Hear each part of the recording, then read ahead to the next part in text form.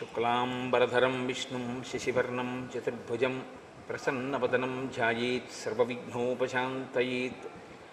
గురుర్బ్రహ్మా గురుర్విష్ణుః గురుర్దేవో మహేశ్వరः గురుః సాక్షాత్ పరబ్రహ్మ తస్మై శ్రీగురవే నమః. వ్యాసాయ విష్ణురూపాయ వ్యాసరూపాయ విష్ణవే నమో వై బ్రహ్మనిధయే వాసిష్ఠాయ నమో నమః. కూజంతం రామ రామేతి మధురం మధురాక్షరం ఆరుహ్య కవితాశాఖాం వందే వాల్మీకికోకిలం. శృతిస్మృతిపురాణానాం ఆలయం కరుణాలయం నమామి భగవత్పాదశంకరం లోకశంకరం. వాగర్ధావివ సంపృక్తౌ వాగర్ధప్రతిపత్తయే జగతః పితరౌ వందే పార్వతీపరమేశ్వరౌ. సూక్తిం సమగ్రయతున స్వయమేవ లక్ష్మీః శ్రీరంగరాజమహిషీమధురైః కటాక్షైః. వైదగ్ధ్యవర్ణగుణగుంభనగౌరవైర్యాం కండూలకర్ణకుహరాः కవయోధయంతి. హైమోర్ధ్వపుండ్రమజహన్మకుటం సునాసం మందస్మితం మకరకుండలచారుగండం బింబాధరం బహుళదీర్ఘకృపాకటాక్షం శ్రీవేంకటేశముఖమాత్మని సన్నిధత్తాం. మనోజవం మరుతతుల్యవేగం జితేంద్రియం బుద్ధిమతాం వరిష్టం వాతాత్మజం వనరయూధముఖ్యం శ్రీరామదూతం శిరసా నమామి. ఆపదామపహర్తారం దాతారం సర్వసంపదాం లోకాభిరామం శ్రీరామం భూయో భూయో నమామ్యహం. సింధూరారుణవిగ్రహాం త్రినయనాం మాణిక్యమౌళిస్ఫురత్తారానాయకశేఖరాం స్మితముఖీం ఆపీనవక్షోరుహాం పాణిభ్యాం అళిపూర్ణరత్నచషకం రక్తోత్పలం బిభ్రతీం సౌమ్యాం రత్నఘటస్థరక్తచరణాం ధ్యాయేత్ పరేహిదంబికాం. హరి ఓం. పరమేశ్వర స్వరూపైన సభకి నమస్కారం.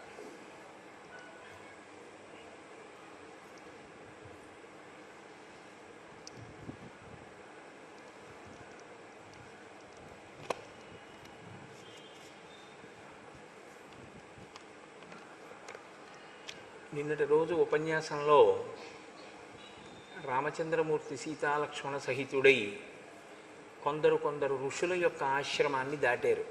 శరభంగ మహర్షి, సుతీక్ష్ణుడు. ఆయన ఆశ్రమాన్ని 2 మాటలు దర్శనం చేశారు. ఒక మాట వెళ్ళి మళ్ళీ 10 సంవత్సరముల తర్వాత మళ్ళీ సుతీక్ష్ణుని యొక్క ఆశ్రమానికి వెళ్ళారు. అలాగే అగస్త్య భ్రాత, ఆయన తక్కువ వారేం కాదు. చాలామంది అగస్త్య భ్రాత అంటే ఏదో తగినంత ప్రాముఖ్యత లేనివారు అని అనుకుంటుంటారు. అలా రామాయణంలో ఎక్కడా ఏం లేదు. ఆయన మహానుభావుడు, చాలా గొప్ప తపస్వి. కానీ ఆయన ఇంట్లోనే అన్నగారు చాలా గొప్ప తేజస్సు కలిగినటువంటి వాడు, విశేషమైనటువంటి తపోబలం ఉన్నవాడు. కాబట్టి ఇక అన్నగారికి తమ్ముడుగా ఉండిపోయాడు తప్ప ఇంకా ఆయనకి అంటే వేరే పేరు ప్రకాశించలేదు. అది దోషం కాదు కూడా, చాలా గొప్ప విషయమే. ఒక ఇంట్లో అన్నగారు చాలా గొప్పవాడైతే ఆ అన్నగారికి తమ్ముడు అని పిలువబడడం చాలా మర్యాదతో కూడుకున్నటువంటి విషయం. తండ్రి గారికి కొడుకు అని చెప్పినా, ఫలానా మామగారికి అల్లుడు అని చెప్పినా, ఫలానా అన్నగారికి కొడుకు అని చెప్పినా దోషం ఏమీ కాదు. అది కీర్తికారకం. తన వంశంలో అటువంటి వారు ఉన్నారు అని చెప్పి, తనకి ఆత్మబంధువులలో అటువంటి వారు ఉన్నారు అని చెప్పి చాలా సంతోషించదగినటువంటి విషయాలలో అదొకటవుతుంది. కాబట్టి మీరు జాగ్రత్తగా గమనిస్తే అరణ్యకాండ ప్రారంభం దగ్గర నుంచి కూడా మీకు ఇక రావణ సంహారం వైపుకి ఋషులు అడుగులు వేయించడం మొదలు పెడతారు రాముణ్ణి. అందుకే ఒక్కొక్క ఋషి చెప్పే మాట రాబోయేటటువంటి కథకి సంబంధించినదై ఉంటుంది. శరభంగుడి దగ్గరికి వెడితే ఇంద్రుడు కనపడతాడు. ఇంద్రుడు రాక్షస సంహారం గురించే రామచంద్రమూర్తికి కావలసిన సమర్థత ఎలా ప్రకాశించాలో శరభంగ మహర్షితో మాట్లాడుతూ ఉంటాడు. రామ, నీ దర్శనం కోసమే నేను ఎదురు చూస్తున్నాను, నీ దర్శనం అయిపోయింది, నేను ఇంకా బ్రహ్మలోకానికి వెళ్ళిపోతున్నాను అని శరభంగ మహర్షి వెళ్ళిపోతారు. సుతీక్ష్ణుడు ఆయన ఒక ఆశ్చర్యకరమైన మాట ఒకటి అంటాడు. అన్నీ చెప్పి ఆశ్రమం గురించి ఇక్కడికి అప్పుడప్పుడు లోభ పెట్టడానికి లేళ్ల యొక్క గుంపులు వస్తుంటాయి రామా, జింకలు వస్తుంటాయి అంటాడు. అంటే రాముడు అంటాడు, నాకేం వాటి గురించి పెద్ద చింత లేదు, నా చేతిలో ధనుర్బాణాలు ఉన్నాయంటాడు. నవ్వి ఊరుకుంటాడు సుతీక్ష్ణుడు. కానీ రామాయణ కథలో రాబోయే కాలంలో ఆ లేడి, ఆ జింకయే లోభ పెట్టి రామాయణ కథని ఒక గొప్ప గతికి తిప్పింది. ఋషులు ఒక సర్గలో 2-3 సర్గల్లో ఒక ఘట్టంలో మాట్లాడారు అంటే అరణ్యకాండలో మాట్లాడిన మాటలన్నీ కూడా రామచంద్రమూర్తి యొక్క అవతార ప్రయోజనం వైపుకి అడుగులు వేయిస్తాయి. ఇవన్నీ ఒకెత్తు అగస్త్య మహర్షి ఇచ్చినటువంటి విష్ణుచాపం ఎక్కడ రామచంద్రమూర్తి ఆశ్రమాన్ని నిర్మాణం చేసుకుని నివసిస్తే అవతార ప్రయోజనం నెరవేరుతుందో అటువంటి ప్రదేశాన్ని పంచవటి నిర్ణయం చేసి చెప్పడం ఒకెత్తు. ఇప్పుడు ఆ పంచవటి ప్రదేశానికి సీతాలక్ష్మణ సహితుడై రాముడు బయలుదేరి వెడుతున్నాడు. వెడుతుంటే ఆయనకి చెట్టు మీద ఒక చాలా పెద్ద శరీరం కలిగినటువంటి పక్షి కనపడింది. అది ఒక పక్షి అంటే పక్షులలో పెద్దదిగా చెప్పబడేటటువంటిది సాధారణంగా గ్రద్ద కాకపోతే ఒక డేగ, రాబందు, అవి తప్ప అంతకన్నా పెద్ద పెద్ద పక్షులు లోకంలో ఎక్కువగా చెట్ల మీద కనపడే ఉండవు. కానీ అసాధారణమైనటువంటి పరిమాణంతో ఉంది ఆ పక్షి. కాబట్టి రాక్షసుడు అనుకున్నాడు ఆయన. రాక్షసుడే పక్షి రూపంలో ఇక్కడ ఉన్నాడు అని, నీవు ఎవరు, ఎందుకు ఇక్కడ ఇలా పక్షి రూపంలో చెట్టు మీద ఉన్నావు అని అడిగాడు. అడిగితే ఆయన అన్నాడు, శతం పితృసకం బుద్ధ్వా పూజయామాస రాఘవ సతస్య కులమవ్యగ్రం అధ పప్రచ్ఛ నామచ. నేను జటాయువు అనబడేటటువంటి పేరున్నవాడిని. నేను మీ తండ్రి గారైనటువంటి దశరథ మహారాజు గారికి స్నేహితుణ్ణి. ఈ మాట చెప్పగానేట రాముడు పూజించాడు. పూజించి మైత్రిని కలుపుకున్నాడు అన్నాడు. శ్రీరామాయణాన్ని మీరు యథాతథంగా చదివితే ఇన్ బిట్వీన్ ది లెటర్స్ అంటుంటారు ఇంగ్లీష్లో. అంటే అక్కడ ఉన్నదేదో అదే మీరు చదివితే మీకు అందులో కొత్తగా ఒక ప్రయోజనం వనగూడుతుంది అని నేనేం భావించను. నేను అందుకే తరచు మీతో ప్రస్తావన చేస్తూ ఉంటా. రామాయణం ఒక ధర్మశాస్త్రం. మనిషి తన జీవితాన్ని మెరుగుపరుచుకోవడానికి శ్రీరామాయణంలోంచి ఏ ముత్యాలు ఏరుకోవాలో ఆ ముత్యాలు ఏరుకోవాలి. రాముడు వెంటనే మైత్రి చేయడానికి కారణం ఒక్కటే, నేను మీ తండ్రి గారికి సఖుడను అన్నాడు జటాయువు. తండ్రి గారి స్నేహితుడు అన్న మాట వినపడగానే తండ్రిగానే భావించాడు. నా తండ్రి స్నేహితుడంటే నాకు తండ్రి వంటి వాడే. వెంటనే పూజించాడు రాముడు జటాయువుని. అది పక్షే కావచ్చు, కానీ వెంటనే పూజ చేశాడు. ఇది ఇవాళ లోకంలో లుప్తమైపోతున్నటువంటి ధర్మం. సాధారణంగా తండ్రి గారి స్నేహితులు అన్న వాళ్ళకి అంత గౌరవం ఇవ్వగలిగినటువంటి స్థితిలో అన్ని కుటుంబాల్లోనూ లేదు. తండ్రి గారంటేనే గౌరవం క్షీణించిపోతుంది. ఇక తండ్రి గారి స్నేహితులంటే వాళ్ళని మనం గౌరవించేది ఏమిటనేటటువంటి స్థితి కాదు. తండ్రి యందు అసలు ఆ గౌరవం ఉంటే తండ్రి గారి స్నేహితుల్ని గౌరవించడం వస్తుంది. రాముడు తండ్రి గారి స్నేహితుల్ని గౌరవించగలిగాడు అంటే ఆయనకి తండ్రి అన్న మాట మీద ఉన్న గౌరవం అటువంటిది. కాబట్టి ఆయన, నీ పుట్టుపూర్వోత్తరాలు ఏమిటి, నీ వంశం ఏమిటి, ఎందుకు నువ్వు ఇలా పక్షి రూపంలో ఇక్కడ ఉన్నావు అని అడిగాడు. శ్రీరామాయణం చాలా ఆశ్చర్యకరమైనటువంటి అమృతస్వరూపమైన ఆది కావ్యం. కేవలం నీ పేరేమిటి అంటే నా పేరు జటాయువు అని మాట చెప్పచ్చు. కానీ ఆ పక్షి, రామ నువ్వు సావధానంగా విను, అసలు నేను సృష్టి పూర్వం దగ్గర నుంచి ఎందుకు ఇలా ఇవన్నీ ఉత్పత్తి జరిగాయో నా పేరేమిటో నీకు చెప్తాను అంది. మీకు శ్రీరామాయణాన్ని బాగా చదివితే అనేకమైనటువంటి అనుమానాలు తొలగిపోతాయి. మనకి కావ్యపరంగా సనాతన ధర్మపరంగా ఏ ప్రాణులు ఎలా ఉత్పత్తి జరిగాయో మీకు అర్థమవుతుంది. జరిగితే ఈశ్వరుడు ఎంత గొప్పగా ఈ సృష్టి చేశాడు అన్నదాన్ని మీరు అవగతం చేసుకోవడానికి అదొక మంచి అవకాశం. మొట్టమొదట్లో ఈ సృష్టి యందు చతుర్ముఖ బ్రహ్మగారు కొంతమంది ప్రజాపతుల్ని సృష్టి చేశాడు. వాళ్ళందరూ బ్రహ్మగారి యొక్క మానసపుత్రులు. వాళ్ళు కర్దముడు, విక్రీతుడు, శేషుడు, సంశ్రయుడు, స్థాణువు, మరీచి, అత్రి, క్రతువు, పులశ్చుడు, అంగిరసుడు, ప్రచేతసుడు, పులహుడు, దక్షుడు, వివస్వంతుడు, కశ్యపుడు. వీళ్ళు ప్రజాపతులు. ఈ ప్రజాపతులందరినీ ఆయన ఏమన్నాడంటే, మీరు ఈ లోకంలో అనేక రకములైనటువంటి సంతానములు వృద్ధి పొందేటట్టుగా మీ మీ యొక్క తేజస్సులను వినియోగించండి అన్నాడు. ఇందులో దక్ష ప్రజాపతికి 60 మంది కుమార్తెలు. దక్ష ప్రజాపతి యొక్క 60 మంది కుమార్తెలలో 8 మంది కుమార్తెల్ని కశ్యప ప్రజాపతి వివాహం చేసుకున్నాడు. ఆ 8 పేర్లు అదితి, దితి, ధనువు, కాళిక, తామ్ర, క్రోధవశ, మను అనవ. 8 భార్యలు. ఈ 8 భార్యల యందు కూడా కశ్యపుడు ఏం చెప్పాడంటే మీరు ఉత్తమమైనటువంటి సంతానాన్ని వృద్ధి చెయ్యండి అన్నాడు. కానీ అందులో ఆయన మాట విన్నవాళ్ళు కొందరు, వినని వాళ్ళు కొందరు.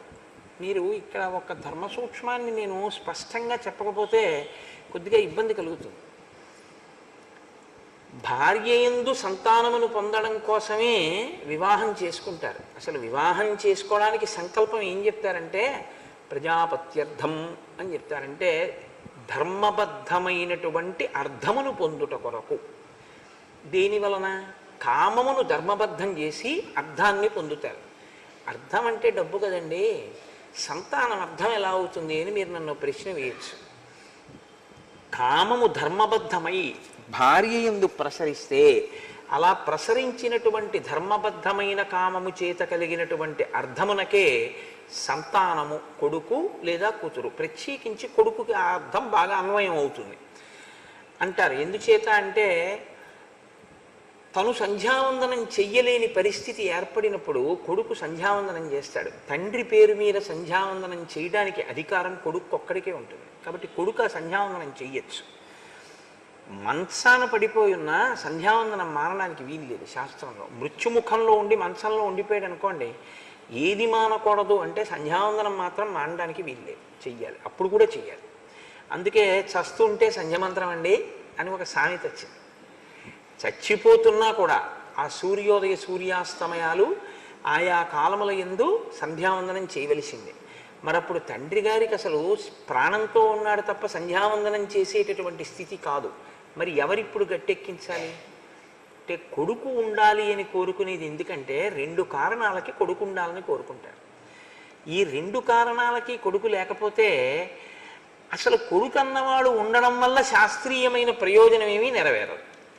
వాడు నాన్నగారి డబ్బులు పుచ్చుకోవడానికి కొడుకు అయితే అంతకన్నా అసహ్యకరమైన విషయం లోకంలో ఇంకోటి లేదు.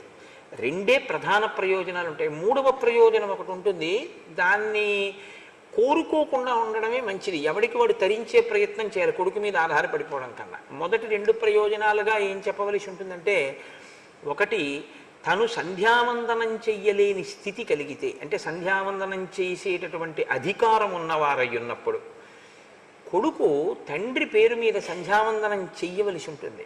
అలా చేస్తాడు వాడు అని కొడుకుని కనాలని కోరుకుంటారు. రెండవది దేనికి అంటే తన ఇంట్లో ఉండేటటువంటి సింహాసనానికి అర్చన ఆగిపోకూడదు. తనతో అర్చన ఆగిపోయింది అనుకోండి, తన తర్వాత ఆ సింహాసనం ఏమవ్వాలి?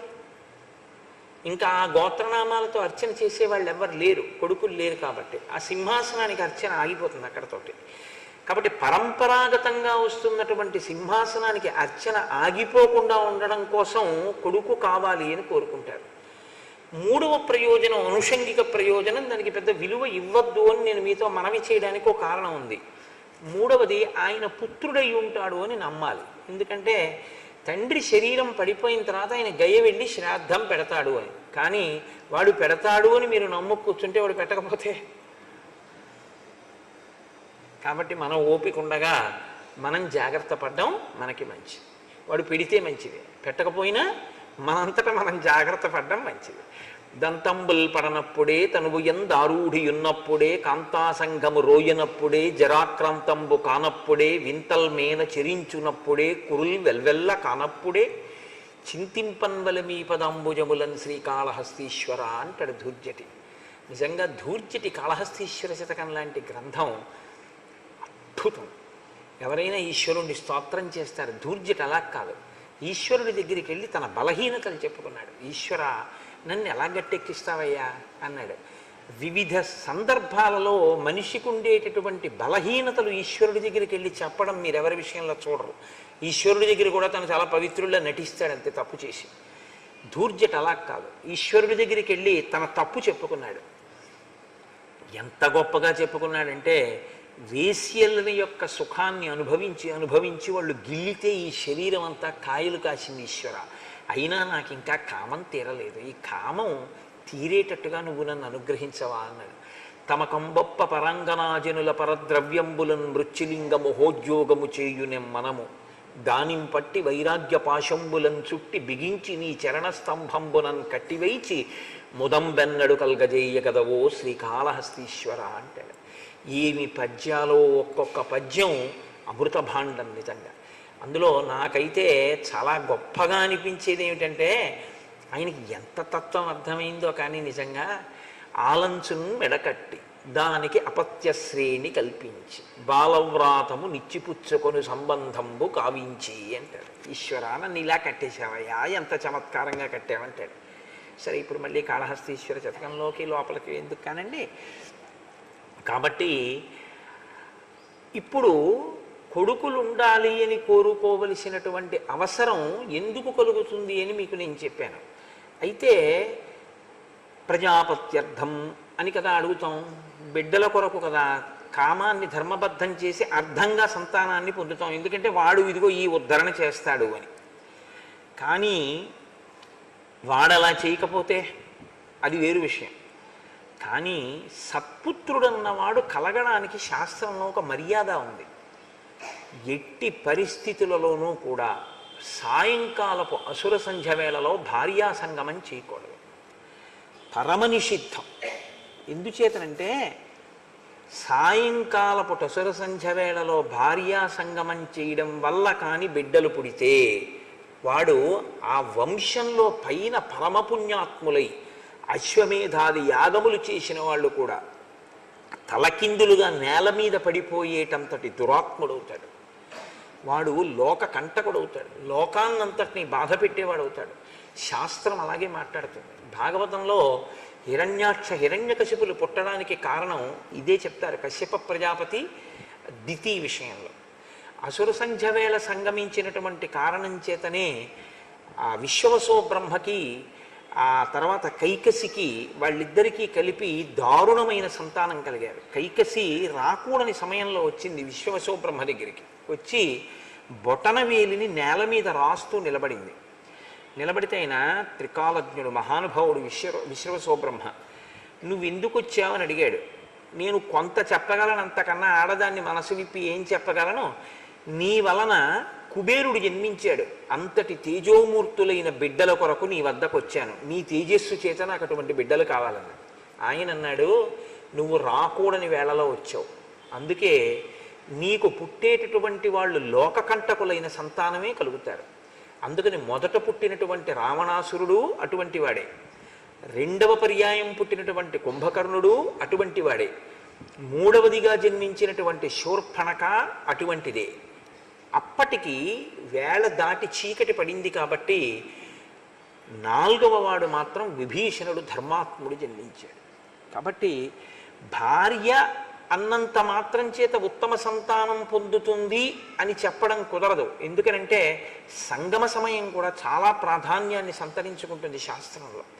భార్య యందు నిక్షేపించకూడనటువంటి సమయంలో తేజస్సుని నిక్షేపిస్తే వాడు లోకకంటకుడు అయిపోతాడు.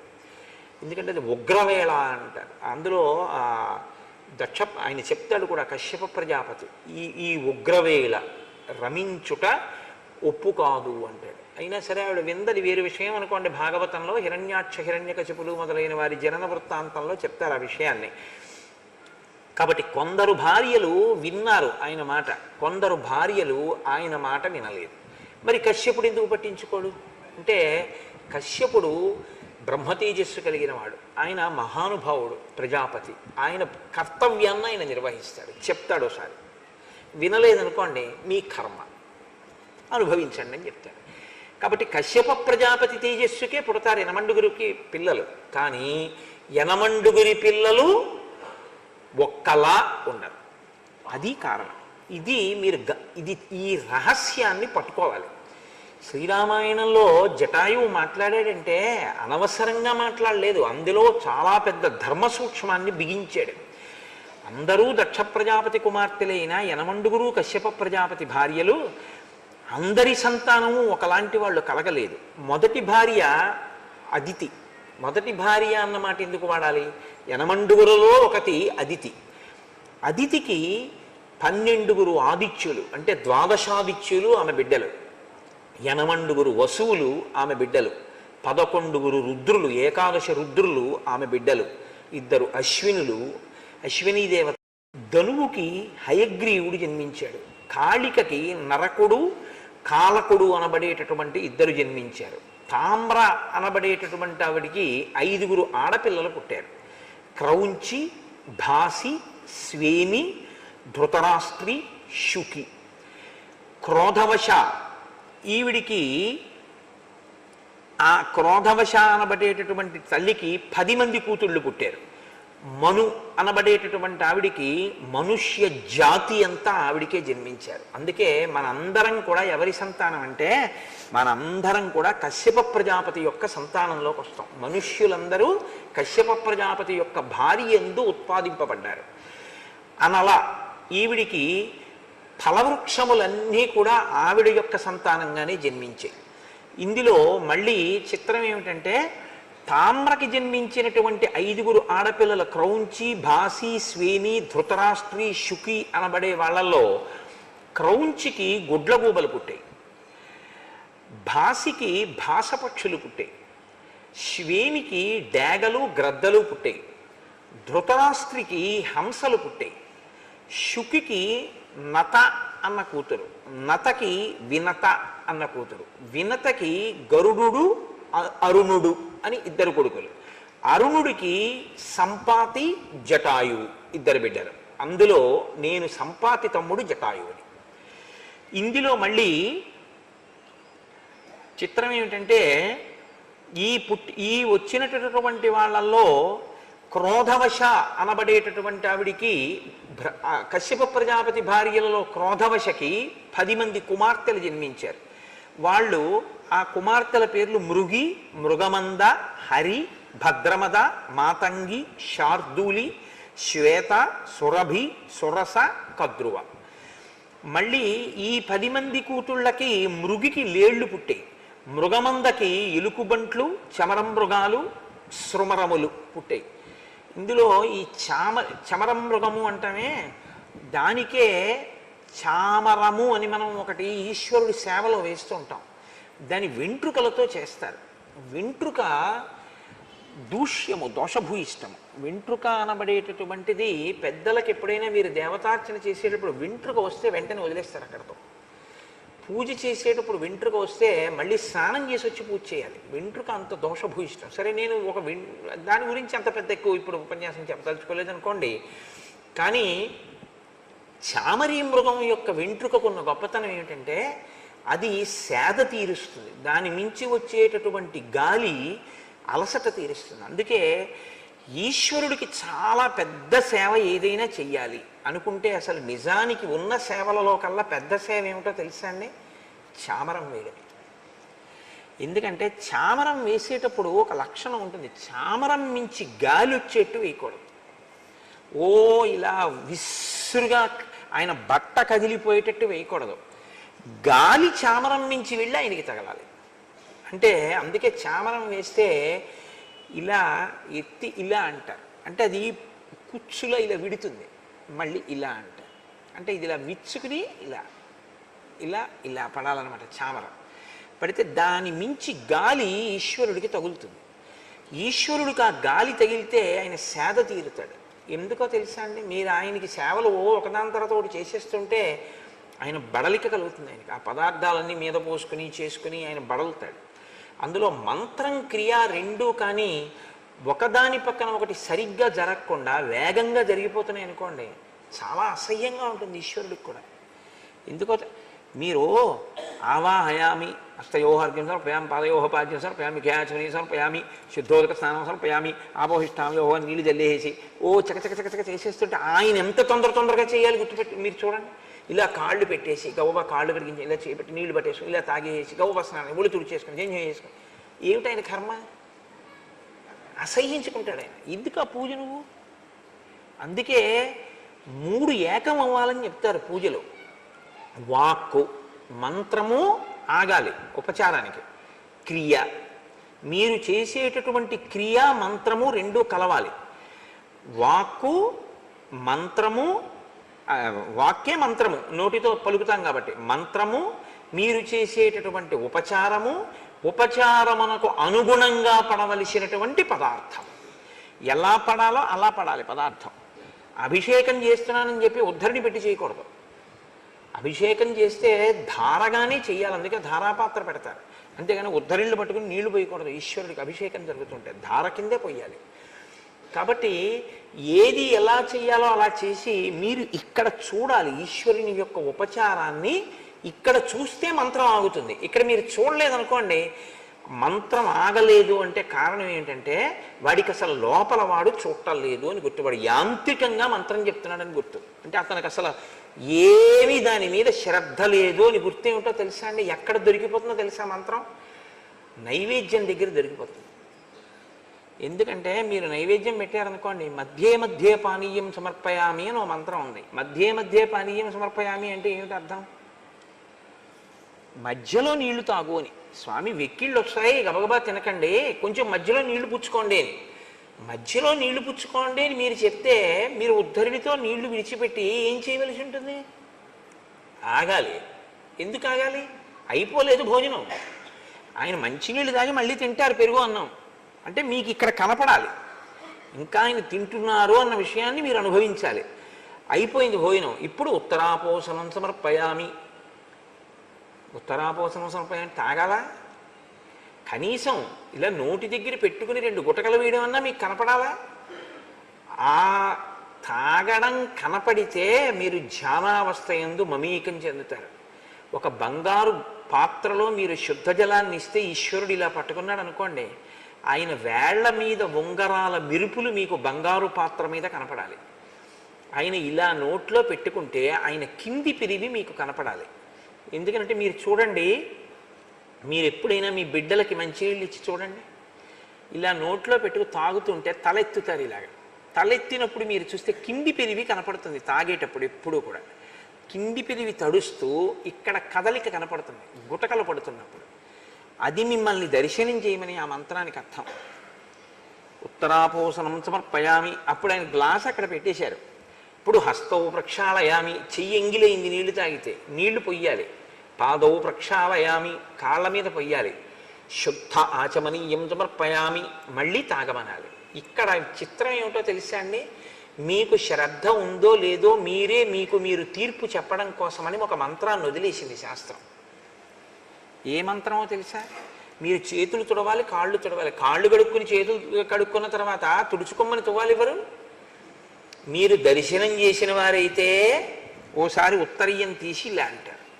అన్నాడు అంటే పూజలో నిష్టలో చేస్తున్నాడని గుర్తు. మంత్రం పరుగు ఇది పరుగు చేశాడంటే అసలు ఆయన విగ్రహం ఏదో పెడుతున్నాడు, తినేదే మళ్ళీ ప్రసాదం అనుకుంటున్నాడని గుర్తు. అంటే ఆ పూజ స్వీకరింపబడలేదు అని గుర్తు. ఒక తంతు అంటారు దాన్ని, ఒక తంతు చేశాడు అని తప్ప అది పూజ కాదు. ఎందుకంటే 3 ఏకీకృతం కాలేదు పూజలో. నిజంగా ఏకీకృతం ఎక్కడవుతుందో అక్కడికే ఈశ్వరుడు వచ్చి తీసుకుంటాడు. కాబట్టి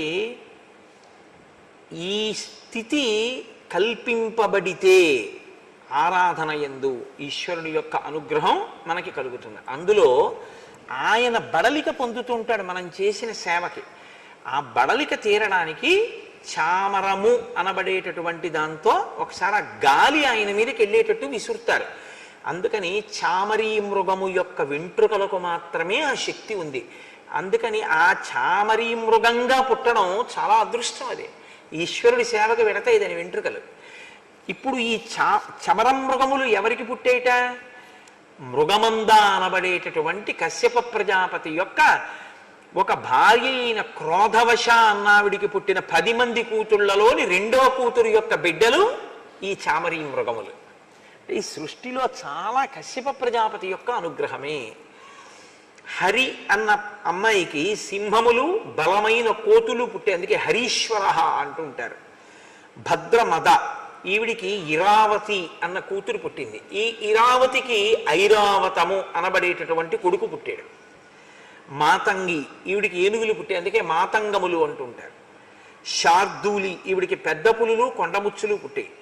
శ్వేత ఈవిడికి దిగ్గజములు పుట్టాయి, అంటే భూమిని మోసేటటువంటి ఏనుగులు అన్ని దిక్కుల్లో ఉండేవి. సురభి ఈవిడికి రోహిణి గంధర్వి అని ఇద్దరు ఆడపిల్లలు. ఈ రోహిణికి గోవులు పుట్టాయి, గంధర్వికి అశ్వములు పుట్టాయి. ఈ మాటలు చెప్తున్నప్పుడండి గోశాలతో సహా అన్ని సంతోషిస్తాయి. ఎందుకంటే సృష్టి ఎలా జరిగిందో చెప్తున్నారు. సురస అనేక శిరస్సులు కలిగినటువంటి నాగులు జన్మించేట ఈవిడికి. అందుకే నాగమాత సురస వచ్చింది అంటుంటారు. సుందరకాండలో వస్తుంది అన్నమాట. కద్రువ సాధారణ సర్పములు జన్మించాయి. వాటితో పాటు 1000 పడగలు కలిగినటువంటి ఆదిశేషుడు కూడా ఆమెకి జన్మించాడు. ఆయన భూమిని మోస్తుంటాడు. రామా, ఇది సృష్టి క్రమం, ఇలా పుట్టే ఇవన్నీ. అందులో మేము అరుణుని యొక్క కుమారులం, సంపాతి జటాయువు. సంపాతి నా అన్నగారు, జటాయువు నేను తమ్ముణ్ణి. నేను మీ నాన్నగారు అయినటువంటి దశరథ మహారాజు గారి యొక్క స్నేహితుణ్ణి. నేను ఎందుకు ఇప్పుడు నీ దగ్గరికి వచ్చానో తెలుసా? నువ్వు దండకారణ్యంలోకి ప్రవేశించావు. ఇదం హి దుర్గం కాంతారం మృగరాక్షస సేవితం సీతాంచ తాత రక్షిష్యే త్వయి యాతే సలక్ష్మణే. ఎంత త్రికాలవేదులై చెప్పారో వాళ్ళు. ఆయన ఎంత గొప్ప మాట. ఇప్పటి వరకు మీరు రామాయణాన్ని చూస్తే రాముడు ఎప్పుడూ సీతమ్మ దగ్గర లక్ష్మణుణ్ణి ఉంచకుండా తాను వెళ్ళాడు. ఒకవేళ లక్ష్మణుడు వెడితే రాముడు ఉంటాడు. సీతమ్మ పక్కన రాముడో లక్ష్మణుడో లేకుండా సీతమ్మ ఒక్కతే ఉండడం అన్నది లేనే లేదు. కానీ ఆయన అంటున్నాడు, జటాయువు నీవు లక్ష్మణ సహితుడవై వెళ్ళిపోవలసిన పరిస్థితి వస్తే సీతమ్మని నేను కాపాడతానన్నాడు. వచ్చేస్తుంది అరణ్యకాండలోనే. ఒక రోజు 2 రోజులు వచ్చేస్తుంది ఈ సందర్భం. ప్రతి వాళ్ళు ఒక రాబోయే సందర్భాన్ని చెప్పేస్తున్నారు. కాబట్టి ఇప్పుడు రామసేవ యందు తరించడానికి వస్తున్నాడు జటాయు. నా స్నేహితుడికి ఇంత గొప్ప కొడుకు పుట్టాడు. ఆయన కోరుకున్నది ఏమిటో తెలుసా అండి? దీన్ని బట్టి రాముడి చేతుల మీదుగా నా అంత్యేష్టి సంస్కారం జరగాలి. రాముడు కృష్ణుడు కూడా ఈ లోకానికి ఒక గొప్ప ధర్మాన్ని ఉపదేశించారు. మీరు జాగ్రత్తగా చూస్తే అనాథ ప్రేత సంస్కారం చేశారు వాళ్ళు. రాముడు జటాయువుకి సమంత్రకంగా దహనక్రియ చేశారు. అలాగే కృష్ణ పరమాత్మ కూడా చేశారు భాగవతంలో. కాబట్టి రామకృష్ణులు ఇద్దరూ కూడా అనాథ ప్రేత సంస్కారం అన్నది ఎంత గొప్పదో, మనం చెయ్యవలసినటువంటి చాలా గొప్ప ధర్మాల్లో అది ఎంత గొప్పదో మనకి చూపించారు. కాబట్టి రామ, నేను పెద్దవాడిని అయిపోయాను, ఎలాగో వెళ్ళిపోతాను, వెళ్ళిపోయిందేదో నీ సేవలో వెళ్ళిపోతాను. వెళ్ళిపోయి రామాయణాన్ని రావణుడు సీతాపహరణం చేస్తే ఈ వార్తని చెప్పేటటువంటి ఏకైక సాక్షిగా మిగిలి నీ సేవలో నేను మరణిస్తాను, నీ వలన అంత్యేష్టి సంస్కారాన్ని పొందుతాను అని జటాయువు సంకల్పం చేసుకున్నాడు. లేకపోతే ఈ మాట ఎందుకు వస్తుంది నోటి వెంట? నీవు లక్ష్మణ సహితుడవై వెళ్ళిపోతే నేను సీతమ్మని కాపాడతాను, కాబట్టి నేను కూడా మీతో ఉంటాను అంటే సతత్ర సీతాం పరిదాయ మైథిలీం సహైవ తేనాతి బలేన పక్షిణ జగామతాం పంచవటీం సలక్ష్మణో రిపూందిదక్షన్ శలభా నివానవః. శ్రీరాముడు పంచవటికి వెళ్ళి సీతమ్మ తల్లి యొక్క రక్షణ బాధ్యతని జటాయువు యందు పెట్టేట. ఓ జటాయు పక్షి, నీవు సీతమ్మ తల్లి యొక్క రక్షణ ఏమరపాటు లేకుండా జాగ్రత్తగా చూస్తుండు అని మహర్షి అంటారు. రిపూందిదక్షన్ శలభా నివానలః. ఇంకా అగ్నిహోత్రంలోకి వచ్చి మిడతలు ఎలా పడిపోతాయో అలా రాక్షసులు తెగటారిపోయేటటువంటి సమయం ఆసన్నమై రాముడు అక్కడ ఉన్నటువంటి ఆ పర్ణశాలని, ఆ ఆశ్రమ ప్రాంతాన్ని, పంచవటి ప్రాంతాన్ని చేరుకున్నాడు అంటారు. ఇప్పుడు ఋతువు మారింది. అక్కడ పర్ణశాల నిర్మాణం చేసుకోవాలి. ఆ పర్ణశాల నిర్మాణం చేసుకోవలసినటువంటి పంచవటి ప్రాంతాన్ని చేరి రాముడు అంటాడు, ఒక ప్రాంతాన్ని చూడగానే అది అసలు నివాసయోగ్యమైనటువంటి ప్రదేశం ఎలా ఉండాలో చెప్తాడు రాముడు. అసలు రామాయణంలో ఉండని ధర్మ సూక్ష్మం ఉండదండి. ఆయన అంటాడు, ఇక్కడ సర్పములు ఎక్కువగా తిరుగుతున్నాయి, మృగములు ఎక్కువగా తిరుగుతున్నాయి, రెండూ ప్రమాదకరమే. కాబట్టి ఇప్పుడు నలుచదరముగా ఉన్నటువంటి స్థలం మనకి కావాలి. నలుచదరంగా ఉన్న స్థలం మీద నువ్వు కట్టేటటువంటి పర్ణశాల లక్ష్మణ విశాలంగా ఉన్నది మనం కట్టుకోవాలి. ఎందుకో తెలుసా? విశాలంగా ఉంటే తప్ప రమతే యత్ర వైదేహి త్వమహం చైవ లక్ష్మణ తదృశో దృశ్యతాం దేశ సన్నికృష్ట జలాశయ. సీతమ్మ తల్లి ఆ పర్ణశాలలోనే తిరగాలి. ఆవిడ తిరగడానికి సరిపోవాలి ఆ పర్ణశాల, ఆవిడికి సౌకర్యంగా ఉండాలి. నేను తిరగాలి, నాకు సౌకర్యంగా ఉండాలి. నువ్వు తిరగాలి, నీకు సౌకర్యంగా ఉండాలి. వీటితో పాటు అగ్నిహోత్రం చేసుకునేటటువంటి అగ్నిశాలలు ఉండాలి. వేది అంటే దేవతార్చన చేయడానికి పెట్టుకోవలసినటువంటి వేదికా నిర్మాణం ఉండాలి. ఇల్లు కట్టుకోవడానికి స్థలం బాగుంది కదా అనుకుంటే నీళ్లు తెచ్చుకోవడానికి చాలా ఇబ్బంది కలిగే చోట ఇల్లు కట్టుకోకూడదు. ఎంత పెద్ద మాట అన్నాడో చూడండి. ఇల్లు కట్టుకుని మంచినీళ్లు మాత్రం రోజు ఎక్కడికో 5 కిలోమీటర్లు వెళ్ళి ఓ డబ్బాతో నీళ్లు తెచ్చుకోవలసినటువంటి స్థితి ఉందనుకోండి, ఆ ఇల్లు ఎంత బాగుండనివ్వండి, ఆ ఇంట్లో సుఖం ఉండదు. ఎందుకంటే తాగి నీరు దొరకకపోతే, స్నానం చేయడానికి నీళ్లు లేకపోతే ఇంకా ధర్మం ఏం నిలబడుతుందండి? సంధ్యావందనం ఎలా చేస్తారు మీరు? అర్ఘ్యం ఎలా ఇస్తారు? నేను మీతో ఒకసారి ప్రస్తావన చేశాను ఈ నీటి యొక్క సౌకర్యం ఎందుకు ఉండాలని అంటుంటారు అన్న దాని గురించి. ఆ తిరుక్కురల్లో తమిళ కవి కూడా ఇదే ప్రతిపాదన చేస్తుంటారు ఆ నీటి గురించి. కాబట్టి రమతే యత్ర వైదేహి త్వమహం చైవ లక్ష్మణ తాదృశో దృశ్యతాం దేశ సన్నికృష్ట జలాశయ. నీళ్లు ఉండాలి. ఇంటి ముందు మామిడి చెట్టు, పనస చెట్టు, పున్నాగ చెట్టు, ఇటువంటి దేవతా వృక్షములు కొన్ని ఉండాలి. ఇంటి ముందు ఉండవలసినటువంటి చెట్లు కొన్ని ఉంటాయి, వాటిని దేవతా వృక్షములు అంటారు. వాటికి స్థల నిర్ణయం లేదు, అవి ఇక్కడ ఉండొచ్చా ఇక్కడ ఉండకూడదా అని లేదు, అవి దేవతా వృక్షములు, ఎక్కడైనా ఉండొచ్చు ఇంట్లో. అటువంటి చెట్లు ఉండాలన్నాడు. ఎందుకని? ఓ పుణ్యాహవాచనం చేసుకోవాలనుకోండి, మామిడి కొమ్మ కావాలి. ఇంట్లో ఓ శుభకార్యం అన్నారనుకోండి, ఓ మామిడి మంట కట్టుకోవాలి. ఓ వరలక్ష్మీ వ్రతం అనుకోండి, ఓ మామిడి తోరణం కట్టుకోవాలి. లేకపోతే ఓ మహాశివరాత్రి వచ్చిందనుకోండి, గడపకో మామిడి తోరణం కట్టుకోవాలి. పై గడపని లక్ష్మీ కమ్మి అంటారు. లక్ష్మీ కమ్మి అంటే ఇంట్లో ఉన్నటువంటి యజమాని యొక్క వైభవం ఎవరు నిర్ణయం చేస్తారంటే భార్య నిర్ణయం చేస్తుంది. ఇంటి రాజద్వారపు పై కమ్మి నిర్ణయం చేస్తుంది. కింది కమ్మికి పసుపు రాస్తాం కానీ తోరణం దేనికి కడతాం? పై కమ్మికే. ఇంట్లో శుభమని గుర్తేమిటంటే పై కమ్మికి కట్టేటటువంటి తోరణం. అందుకే పై కమ్మి అలంకృతం అయి ఉండాలి ఎప్పుడూ ఇంటికి. అది ఎప్పుడు తోరణంతోటో, ఒక పూలదండతోటో, ఒక భగవన్మూర్తితోటో ఉండాలి. రాజద్వారం ఎప్పుడు దాని కింద నుంచి వెళ్ళేటట్లుగా ఉండాలి ఎవరైనా లోపలికి వచ్చేవాళ్ళు. కాబట్టి లక్ష్మణ, మనకి ఈ సౌకర్యాలన్నీ ఉండేటట్టుగా చూడు, అటువంటి చోట ఇల్లు కట్టు అంటే లక్ష్మణుడు అన్నాడు, అయ్య బాబు ఇదేంటి, ఇవన్నీ ఎక్కడ చూడను, ఇవన్నీ ఎక్కడ కట్టను రామా, ఇదేమిటి ఇది అనలేదు. ఆయన అన్నాడు, పరవానస్మి కాకుత్స తయివర్ష శతం స్థితే స్వయంతు రుచిరే దేశే క్రియతామితి మాం వద. రామ, మీరు 100 సంవత్సరములు కూడా సంతోషంగా అలాగే ఉండి నా చేత సేవలు అందుకోవాలి. నేనుగా ఇల్లు కట్టడం ఏమిటి? నేను ఎప్పుడూ నీ సేవకుడను. నీకు నచ్చిన ప్రదేశాన్ని చూపించి ఇలా కట్టు అని నువ్వు చెప్తే నీ సంకల్పము ఆ ఇల్లుగా వస్తుంది. ఇది నాకైతే అనిపిస్తుంది ఈ శ్లోకం గురించి. నేను ఒకనకొకప్పుడు ఇల్లు కట్టుకుని గృహప్రవేశం చేస్తే ఈ శ్లోకమే వేసుకున్నాను కూడా శుభలేఖ మీద. మనం ఇల్లు కట్టుకుంటున్నాం అంటాం.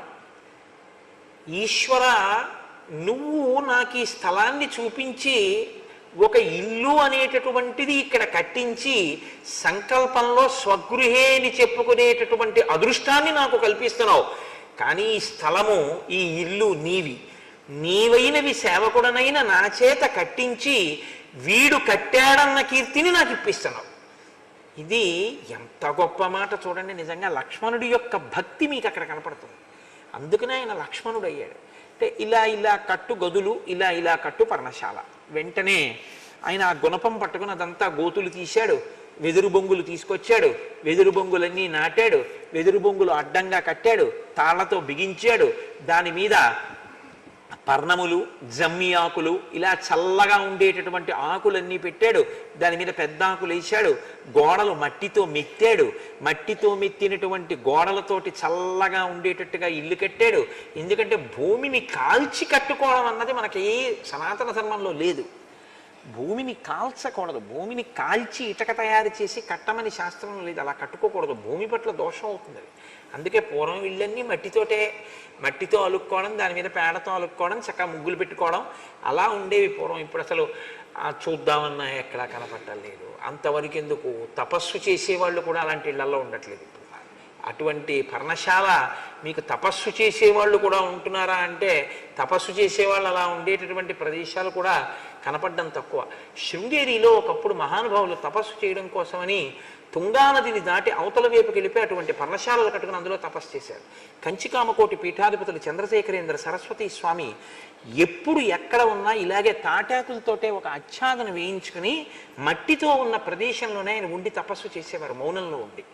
మహాత్ములు ఉన్నారు, లేరని నేను అంటలేదు, ఇప్పటికీ ఉన్నారు, పెద్దలు మహానుభావులు అనుష్ఠించేటటువంటి వారు ఉన్నారు. కాబట్టి ఇప్పుడు ఆ పర్ణశాల నిర్మాణం పూర్తయింది. పూర్తయిన తర్వాత ఆయన పరిగెత్తుకుంటూ గబగబా ఆ గోదావరి నది ఒడ్డుకు వెళ్ళాడు. వెళ్ళి అక్కడి నుంచి పువ్వులు మొదలైనటువంటివన్నీ పట్టుకొచ్చాడు. సమీకృత తలాం రమ్యాం చకార లఘువిక్రమ నివాసం రాఘవస్యార్థే ప్రేక్షణీయమనుత్తమం. రాఘవుని కొరకు కట్టాడు ఆ ఇల్లు. తను రాఘవుడి సేవ కొరకు అక్కడ ఉన్నాడు. ఆ ఇల్లు తన కొరకు కాదు. పూర్తి చేసి సగత్వా లక్ష్మణ శ్రీమాన్ నదీం గోదావరీం తదా స్నాత్వా పద్మాని చాదాయ సఫల పునరాగత.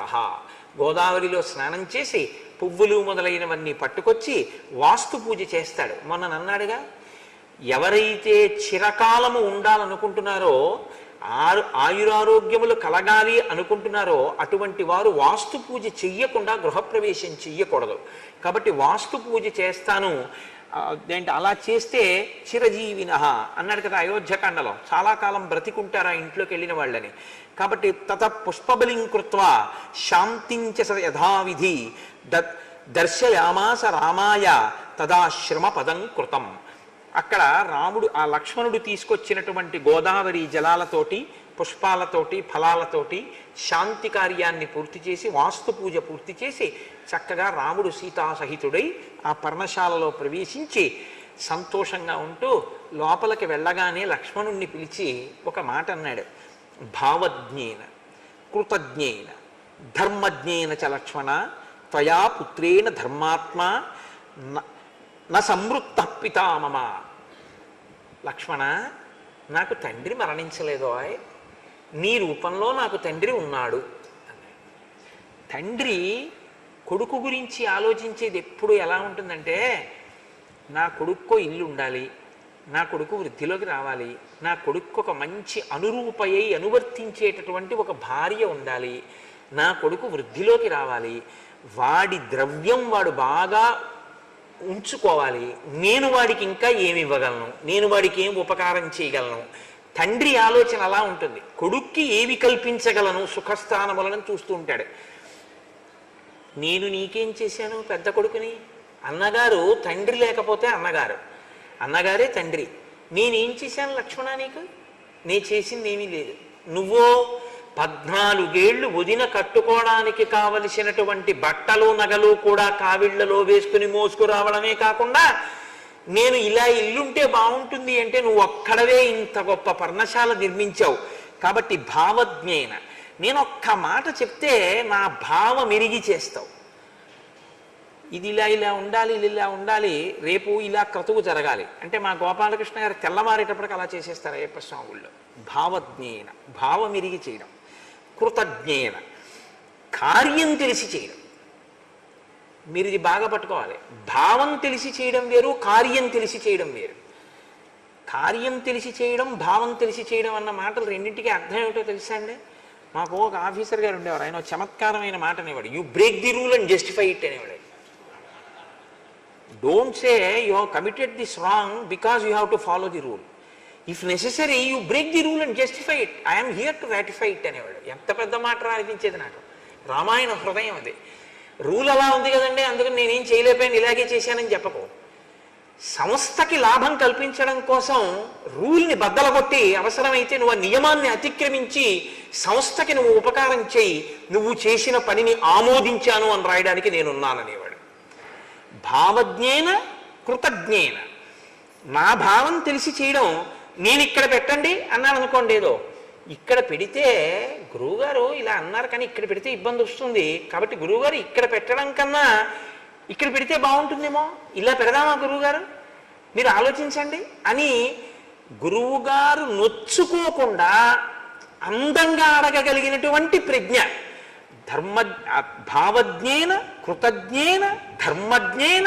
ఎందుకు అలా చేయాలి అంటే ధర్మం ఆయన అనువర్తించడం, ఆయన చెప్పిన పని చేయడమే తను తరించడానికి కారణం. ధర్మజ్ఞేన చ లక్ష్మణ. లక్ష్మణ నువ్వు ఇటువంటి వాడివో, ఎంత అదృష్టం నాకు నీలాంటి వాడు తమ్ముడవడం. తయా పుత్రేణ ధర్మాత్మ న సంవృత్త పితామమ. నాకు తండ్రి లేడనెవరన్నారు? నాకు తండ్రి లేకపోవడం లేదు, నీకు లేడేమో తండ్రి.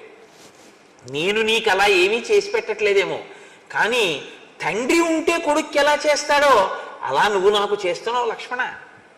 కాబట్టి ఎంత గొప్పవాడవా. ఈ మాట చాలదండి. ఇది లక్ష్మణుడి యొక్క లక్ష్మి. ఇది ఒక గురువుని అనువర్తించేటటువంటి శిష్యుడు ఇవి నేర్చుకోవాలి. ఈ శ్లోకం ప్రాణప్రదమైన శ్లోకం. అరణ్యకాండలో మనుష్యుడు చాలా గట్టిగా పట్టుకుని తన జీవితాన్ని దిద్దుకోవడం ఎలాగా అన్నదానికి ఈ 3 మాటలు బాగా నేర్చుకోవాలి. భావజ్ఞేన కృతజ్ఞేన ధర్మజ్ఞేన. ఇది చేస్తున్నాను కాబట్టి నాకు ఈ కీర్తి రావాలి. గురువుగారు చెప్పిన మాట ఆయన చేస్తుంటాడు, లేకపోతే నేను ఇన్ని చేశాను కాబట్టి నాకు ఇదేదో ఈ కీర్తికారకం కావాలి, నా మొహం కనపడాలి, నేనే 10 మందిలోకి తెలుస్తుండాలి. అది కాదు. ఎందుకు చేశావు?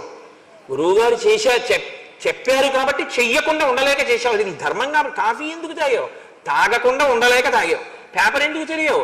చదవకుండా ఉండలేక చదివావు. పేపర్ అంతా చదివి దిక్కుమాల పేపర్ ఏమీ న్యూస్ లేదని అసలు పారేసావు. మరి ఎందుకు చదివావు?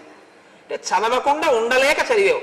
కాఫీ తాగి ఏమిటోనండి ఈ అలవాటు నుంచి బయటపడలేకపోతున్నానంటావు. మరి కాఫీ ఎందుకు తాగావు? తాగకుండా ఉండలేక తాగావు. మరి గురువు గారికి ఎందుకు సేవ చేస్తున్నావు? ఫోటోలో పడ్డానికి కాదు, పేపర్లో పడ్డానికి కాదు. గురువు గారిని అనువర్తించకుండా ఉండలేక అనువర్తించాలి. ఇది ఉండవలసిన ధర్మం. ఇలా ఉండాలి భగవంతుడి దగ్గర, గురువు దగ్గర. ఇలా ఉన్నవాడెవడో వాడిది ధర్మం, అంతే తప్ప దానికి టౌకేసుకోవడం కోసం అని చెప్పి చేసేటటువంటిది ఎప్పుడూ కూడా అది పెద్ద విశేషం కాదు. అసలు అలాంటి దానికి సన్మానాలు సత్కారాలు చేయించుకోవడం అనేటటువంటిది చాలా దారుణమైనటువంటి విషయం. ఈయన వాళ్ళ అమ్మగారిని బాగా చూస్తున్నారండి అందుకని సన్మానం చేస్తున్నాం అంటే ఎవడైనా ఒప్పుకున్నాడు అనుకోండి, అంతకన్నా దారుణం ఇంకోటి ఉండదు. అమ్మగారిని బాగా చూస్తే సత్కారం ఏంటండి? అది నా ధర్మం అండి, దానికి నాకు సత్కారం ఏంటండి అనగలగాలి. అంతేగాని అమ్మగారిని బాగా చూసిన వాళ్ళకి సత్కారం చేస్తామన్నారు అనుకోండి, మన పేరు ఇవ్వకూడదు గబుక్కుని. అది అంటే నేను ఒక ఉదాహరణ చెప్తే మీరు పట్టుకోగలుగుతారని ఒక తేలిక ఉదాహరణ చెప్పాను. లోకంలో ఇలాంటివి కూడా ఉన్నాయి. మీరు ఎందుకు చెప్పారు ఈ ఉదాహరణ అనుకుంటారేమో. నేను పేరు చెప్తే బాగుంటుందని చెప్పట్లేదు. ఇలాంటి వాళ్ళు కూడా, ఇలాంటి సమాజాలు కూడా కొన్ని ఉన్నాయి తెలుసా అండి. నాకు ఫోన్లు వస్తుంటాయి, నేను చాలా ఆశ్చర్యపోతుంటాను. వీళ్ళు రామాయణం ఎప్పుడు చదువుతారు రా అనుకుంటుంటాను నేను. కాబట్టి ఇప్పుడు వాళ్ళు సంతోషంగా ఆ పంచవటిలో నిర్మించుకున్న ఆశ్రమంలో ఉన్నారు. ఉన్న తర్వాత హేమంత ఋతువు ప్రవేశించింది. మార్గశీర్షము పుష్యము హేమంత ఋతువు విశేషంగా మంచు కురుస్తుంది. ఋతువుని వర్ణించడం చాలామంది కవులు చేశారు. ఋతువుల్ని వర్ణించినటువంటి కవులు లేరు లోకంలో. కానీ వాల్మీకి మహర్షి ఋతువుని వర్ణించడంలో ఒక పెద్ద చమత్కారం ఉంటుంది. ఏమిటో తెలుసా అండి? ఆయన కేవలం ఋతువుని వర్ణించరు, ఆ ఋతువుని రాముడి కళ్ళల్లోంచి వర్ణిస్తారు. ఆ ఋతువులో రాముడు ఎలా ఉన్నాడన్న దాన్ని వర్ణిస్తారు. అప్పుడు మీకు ఏమవుతుందో తెలుసా? ఆ ఋతువులో రాముడు దర్శనం అవుతాడు. ఇది బాగా మీకు పట్టుకుంటే మీ మనసుకి మీకుండే లక్షణం ఏమిటో తెలుసా అండి? నేను ఇది ఒకసారి అనుభవించాను. మీరు అలాంటి ఋతువుల్లో ఎప్పుడైనా నదీ స్నానానికో వెళ్ళారనుకోండి, మీకు వెంటనే రామాయణం జ్ఞాపకానికి వస్తుంది. నేను ఈ మధ్య భద్రాచలంలో ఉపన్యాసాలు చెప్పడానికి వెళ్తే గోదావరి స్నానానికి వెళితే నాకు ఈ ఋతువర్ణంలో శ్లోకాలే జ్ఞాపకానికి వచ్చాయి. నేను ఎందుకు అన్నానో ఈ మాట మీకు ఇప్పుడు బాగా అర్థమవుతుంది, మీరు అవధరించెదరుగాక. ఆయన అంటారు మహర్షి, ఆ హేమంత ఋతువులో నిహార పరుషో లోక పృథివీ సస్యశాలిని జలాన్యనుపభోగ్యాని సుభగో హవ్యవాహన. ఆ హేమంత ఋతువు అంటే విశేషంగా మంచు పడుతూ ఉంటుంది, చలి. కాబట్టి నిహార పరుషో లోక, అందరి యొక్క శరీరములు బిరుసెక్కి ఉన్నాయిట. అంటే ఇలా ముడుచుకుని కూర్చోవడానికే ఇష్టపడతారు.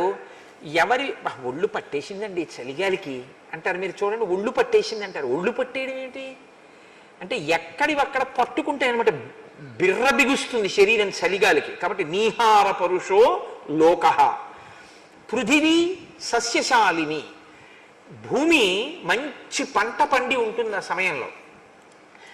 జలాన్యనుపభోగ్యాని, నీరు ఎవ్వరూ ఎక్కువ ఉపయోగించరు. ఎక్కువ మంచినీళ్ళు తాగేవాడు ఉండడు. వేడిగా ఏదైనా ఉంటే ఇద్దరు అంటాడు, ఫ్రిడ్జ్లో నీళ్ళు ఇస్తారా అని ఎవరు అడగరు. ఎక్కువ నీళ్లు తాగేవాడు ఎవడో ఉండడు. కాబట్టి జలాన్యనుపభోగ్యాని, నీటి వాడకం తగ్గిపోతుంది. శుభగో హవ్యవాహన, హవ్యవాహనుడు అంటే అగ్నిహోత్రం. అగ్నిహోత్రం అందరికీ చాలా ప్రీతిపాత్రంగా ఉంటుంది. అందుకు కదండి చలిమంటలు కూడా వేసుకుని దాని దగ్గరికి వెళ్ళి నిలబడతారు అందరూ. ఎక్కడైనా వెచ్చగా ఉందనుకోండి, అప్పుడు వంట చేయడానికి అందరూ ఇష్టపడతారు. ఎప్పుడు వంట చేయని వాడు కూడా ఇవాళ ఉండవా నేను చేస్తాను కాసేపు పప్పు నేను వండుతానంటాడు. ఎందుకంటే కాసేపు ఆ స్టవ్ వేడి తగులుతుందని. భార్య మీద ముచ్చట, భార్య మీద ప్రీతి ఏం కాదు వాడికి. కాబట్టి ఉంటే మంచిదే, నేనేం కాదంటలేదు. కాబట్టి నిహార పురుషో లోక పృథివీ సస్యశాలిని జలాన్యనుపభోగ్యాని శుభగో హవ్యవాహన. నవాగ్రయణ పూజాభి అభ్యర్చ్య పితృదేవతా కృతాగ్రయణ కాలే సంతో విగత కల్మషా. ఇది నవాగ్రయణ పూజ అని ఒక పూజ ఉంటుంది. అగ్నిహోత్రం, నిత్యాగ్నిహోత్రం చేసేటటువంటి వాళ్ళు కొత్తగా పంట పండి ఇంటికి వస్తే ఆ పంటని తిన్నగా తాము వండుకు తినకూడదు. మనకి సనాతన ధర్మంలో ఇదో గొప్ప విషయం. మామిడి పళ్ళు వచ్చాయనుకోండి, ఎవ్వరూ ముందు తినేయరు. మామిడి పండును పట్టుకెళ్ళి గుళ్ళో అన్న ఇస్తారు, మామిడి పండు పట్టుకెళ్ళి పితృదేవతల్ని తలుచుకొని బ్రాహ్మణులకు ఇస్తారు. ఇచ్చి తర్వాత తాను తింటాడు. ఏదైనా ముందు ఒకరికి పెట్టి తాను తినడం అనేటటువంటిది సనాతన ధర్మంలో ఒక మంచి అలవాటు. తప్ప తనే తినేద్దామని తినేయడం అలా ఏం ఉండదు. వాళ్ళు ఏం చేసినా ప్రసాదంగానే తింటారు సనాతన ధర్మంలో. కాబట్టి కొత్తగా వచ్చినటువంటి ధాన్యాన్ని ఇంటికి తీసుకొచ్చి మొదట వండి పితృదేవతారాధనం చేసిన తరువాత తినేటటువంటి అలవాటు ఉండడాన్ని నవాగ్రయణ పూజ అంటారు. అగ్నిహోత్రం, నిత్యాగ్నిహోత్రం చేసేవాళ్ళు అటువంటి పూజ చేసి తర్వాత విగత కల్మషాహ, ఏ కల్మషము లేకుండా, ఏ దోషము లేకుండా అప్పుడు ఆ వచ్చినటువంటి పంటని వారు తినడం మొదలుపెట్టారట. ప్రాజ్యకామా జనపదాహ, జనపదాలంటే పల్లెటూళ్ళు. పల్లెటూళ్ళన్నీ కోరికలు తీరి ఉన్నాయిట. ఎందుకని? పంట చేతికి వస్తుంది ఆ కాలంలో.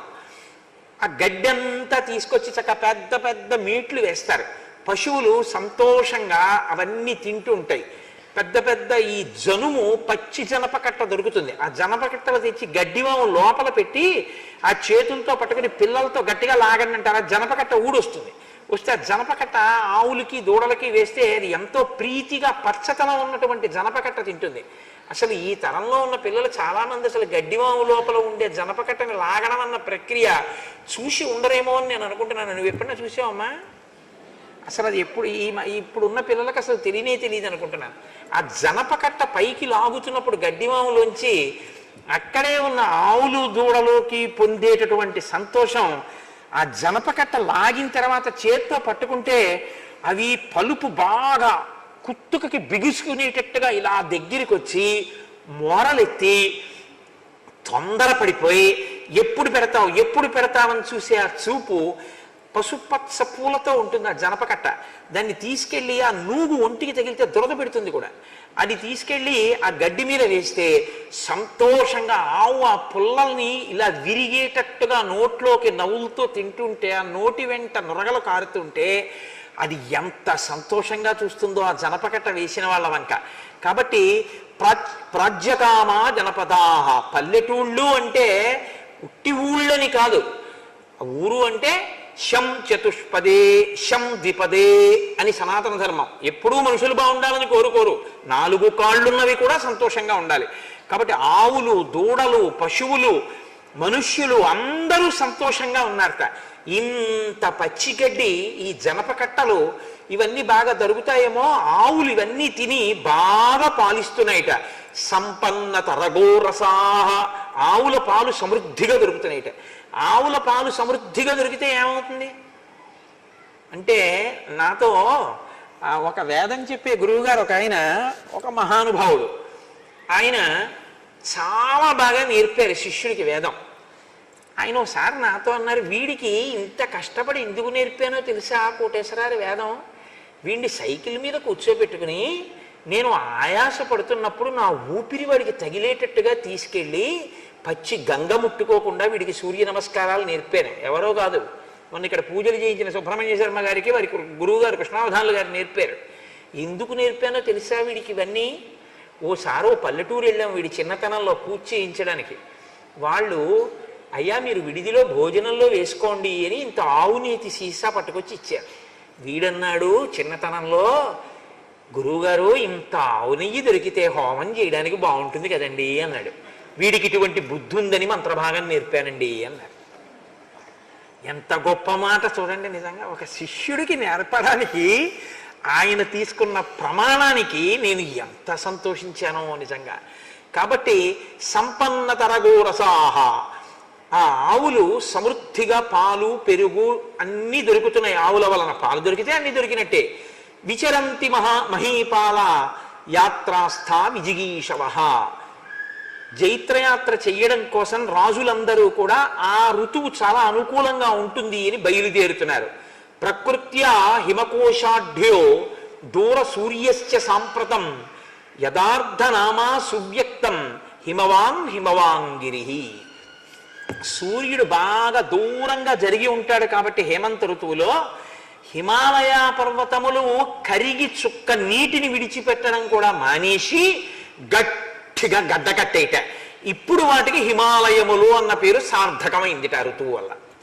మిగిలిన ఋతువుల్లో ఉన్న నీరు కారిపోతూ ఉంటుంది, కరిగిపోతూ ఉంటాయి. కానీ ఆ ఋతువులో మాత్రం హిమాలయాలంటే గడ్డ కట్టి ఉంటాయి కాబట్టి ఆ ఋతువులో ఆ పర్వతాలకి, ఆ పర్వతాల పేరుకి శోభనివ్వడానికి ఆ ఋతువు బాగా పనికొచ్చింది అన్నారు మహర్షి. అంటే ఎంత చలిగా ఉంటుంది మీరు ఆలోచించండి. అత్యంత సుఖ సంచార మధ్యాహ్నే స్పర్శత సుఖాః దివసాః శుభగాదిత్యాః ఛాయా సలిల దుర్భగాః. ఆయన అంటారు అత్యంత సుఖ సంచారాః. తిరగడం అంటే బయట తిరగడం అనేటటువంటిది చాలా సంతోషంగా ఉంది. ఎప్పుడు ఉదయం వేళ సాయంకాలం వేళ కాదు. ఇప్పుడు ఈ ఋతువు ఉందనుకోండి, తెల్లవారుజామున బయలుదేరేటటువంటి ట్రైన్స్కి టికెట్లు దొరకవు. గుంటూరులో తెల్లవారకట్ట 5 గంటలకు ఎక్కితే కాకినాడ 9 అయ్యేప్పటికి వెళ్ళిపోతారండి అన్నారు అనుకోండి, ఆ ట్రైన్కి టికెట్లు దొరకవు. ఎందుకంటే చల్లపాటి వేళ వెళ్ళిపోతామండి ఎండెక్కకుండా అంటారు. అదే హేమంత ఋతువు అనుకోండి, అమ్మో తెల్లవారకట్ట లేచి రైలు ఎక్కలే ఉండవు బాబోయ్, ఆ చలిగాలి బిర్రబిగిసిపోతాం, వద్దుస్మండి. మధ్యాహ్నం 12ంటికి భోజనం చేసి బయలుదేరేదేనా ఉంటే చూడండి, మళ్ళీ సాయంకాలం మరీ చంద్రోదయం అవ్వకుండా మళ్ళీ మంకీ క్యాప్లు సెక్టర్లు ఇవన్నీ ఎక్కడ పెడతాం, నేను సాయంకాలం అయ్యేప్పటికీ ఇంటికి చేరిపోతాం అంటారు. అప్పుడు మహర్షి ఎంత గొప్పగా మాట్లాడతారో. అత్యంత సుఖ సంచార మధ్యాహ్నే స్పర్శత సుఖ. ఆ సూర్యకిరణములు తనకి తగిలితే చాలట పొంగిపోతున్నట్ట మధ్యాహ్నం వేళ ప్రజలందరూ. దివసాహ శుభగాదిత్యాహ ఛాయా సలిల దుర్భగాహ. లోకులందరికీ 2 మాత్రం చాలా కష్టంగా ఉన్నాయిట. ఏమిటి? ఛాయ, ఎక్కడైనా నీడగా ఉంటే వాళ్ళు అందులోకి వెళ్తారు లేదు. ఇప్పుడు ఇంత చలి ఎక్కువగా ఉంటుంది అక్కడ. ఛాయ సలిల, సలిలం అంటే నీళ్లు కూడా దుర్భగాహ, వాళ్ళకి చాలా కష్టంగా ఉన్నాయి. ఎందుకని? నీళ్ళప్పుడు ఎవరు పోసుకుంటారని, నీళ్లు పోసుకోరు, నీళ్ళు ఎక్కువ తెచ్చుకోరు, నీళ్ళు ఎక్కువ వాడుకోరు. నీళ్లు చేయించి స్నానం చేయండి అన్నారు అనుకోండి, అయ్యి బాబా ఇప్పుడు ఏంటంటే బాబా స్నానం చల్లేసుకోవచ్చా అండి 3 మాటలు అంటారు. తేలిగ్గా స్నానం చేసిన ఫలితం ఇవ్వడానికి మంత్రం ఏముంది అని అడుగుతాడు ప్రతివాడు హేమంత ఋతువులో. ఎందుకంటే అప్పుడు స్నానం చేయలేడు. ఇప్పుడు నదీ స్నానం చేయమన్నారు అనుకోండి, 4ంటికి వెళ్దామండి అంటే ఎందుకంటే 3:30కి వెళ్ళిపోదాం అంటాడు. అంటే చల్లగా ఉంటుంది, అప్పుడు తెల్లవారకట్ట స్నానం హాయిగా ఉంటుంది, ప్రతివాడు బయలుదేరుతాడు. హేమంత ఋతువులో ఎవడు వెళ్ళడం. నివృత్తాకాశ శయనాహ, ఎవ్వరుట బయట పడుకోవడం మానేసేస్తాడు. అదే వేసవికాలం అయితే మేడ మీద మంచం అయ్యా అక్కడ పడుకుంటానంటాడు. ఆ జాజి పందిరి వాసన వస్తుంటుంది, ఎంత బాగుంటుంది, హాయిగా పైన మేడ మీద పడుకుంటానంటాడు. ఇప్పుడు ఎవడు పిట్ట కూడా పైన పడుకున్నవాడు లేడు. పుష్యనీత హిమారుణాహ శీత వృద్ధతరాయామాహ త్రియామా యాంతి సాంప్రతం. మంచు విశేషంగా కురుస్తోందిట. చలిగాలులు విపరీతంగా ఒళ్ళు కొరికేస్తున్నాయా అన్నట్టుగా చలిగాలు లేస్తున్నాయి. రాత్రులు దీర్ఘములయ్యాయి, పగళ్ళు హ్రస్వములయ్యాయి. అంటే పగటి కాలము తక్కువ, రాత్రి కాలము ఎక్కువ. మంచు విపరీతంగా పడుతోంది.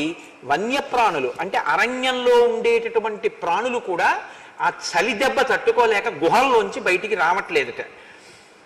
కర్పూర పుష్పాకృతిభి శిరోభి పూర్ణతండులై శోభంతే కించిదానమ్రాహ శాలయ కనకప్రభ.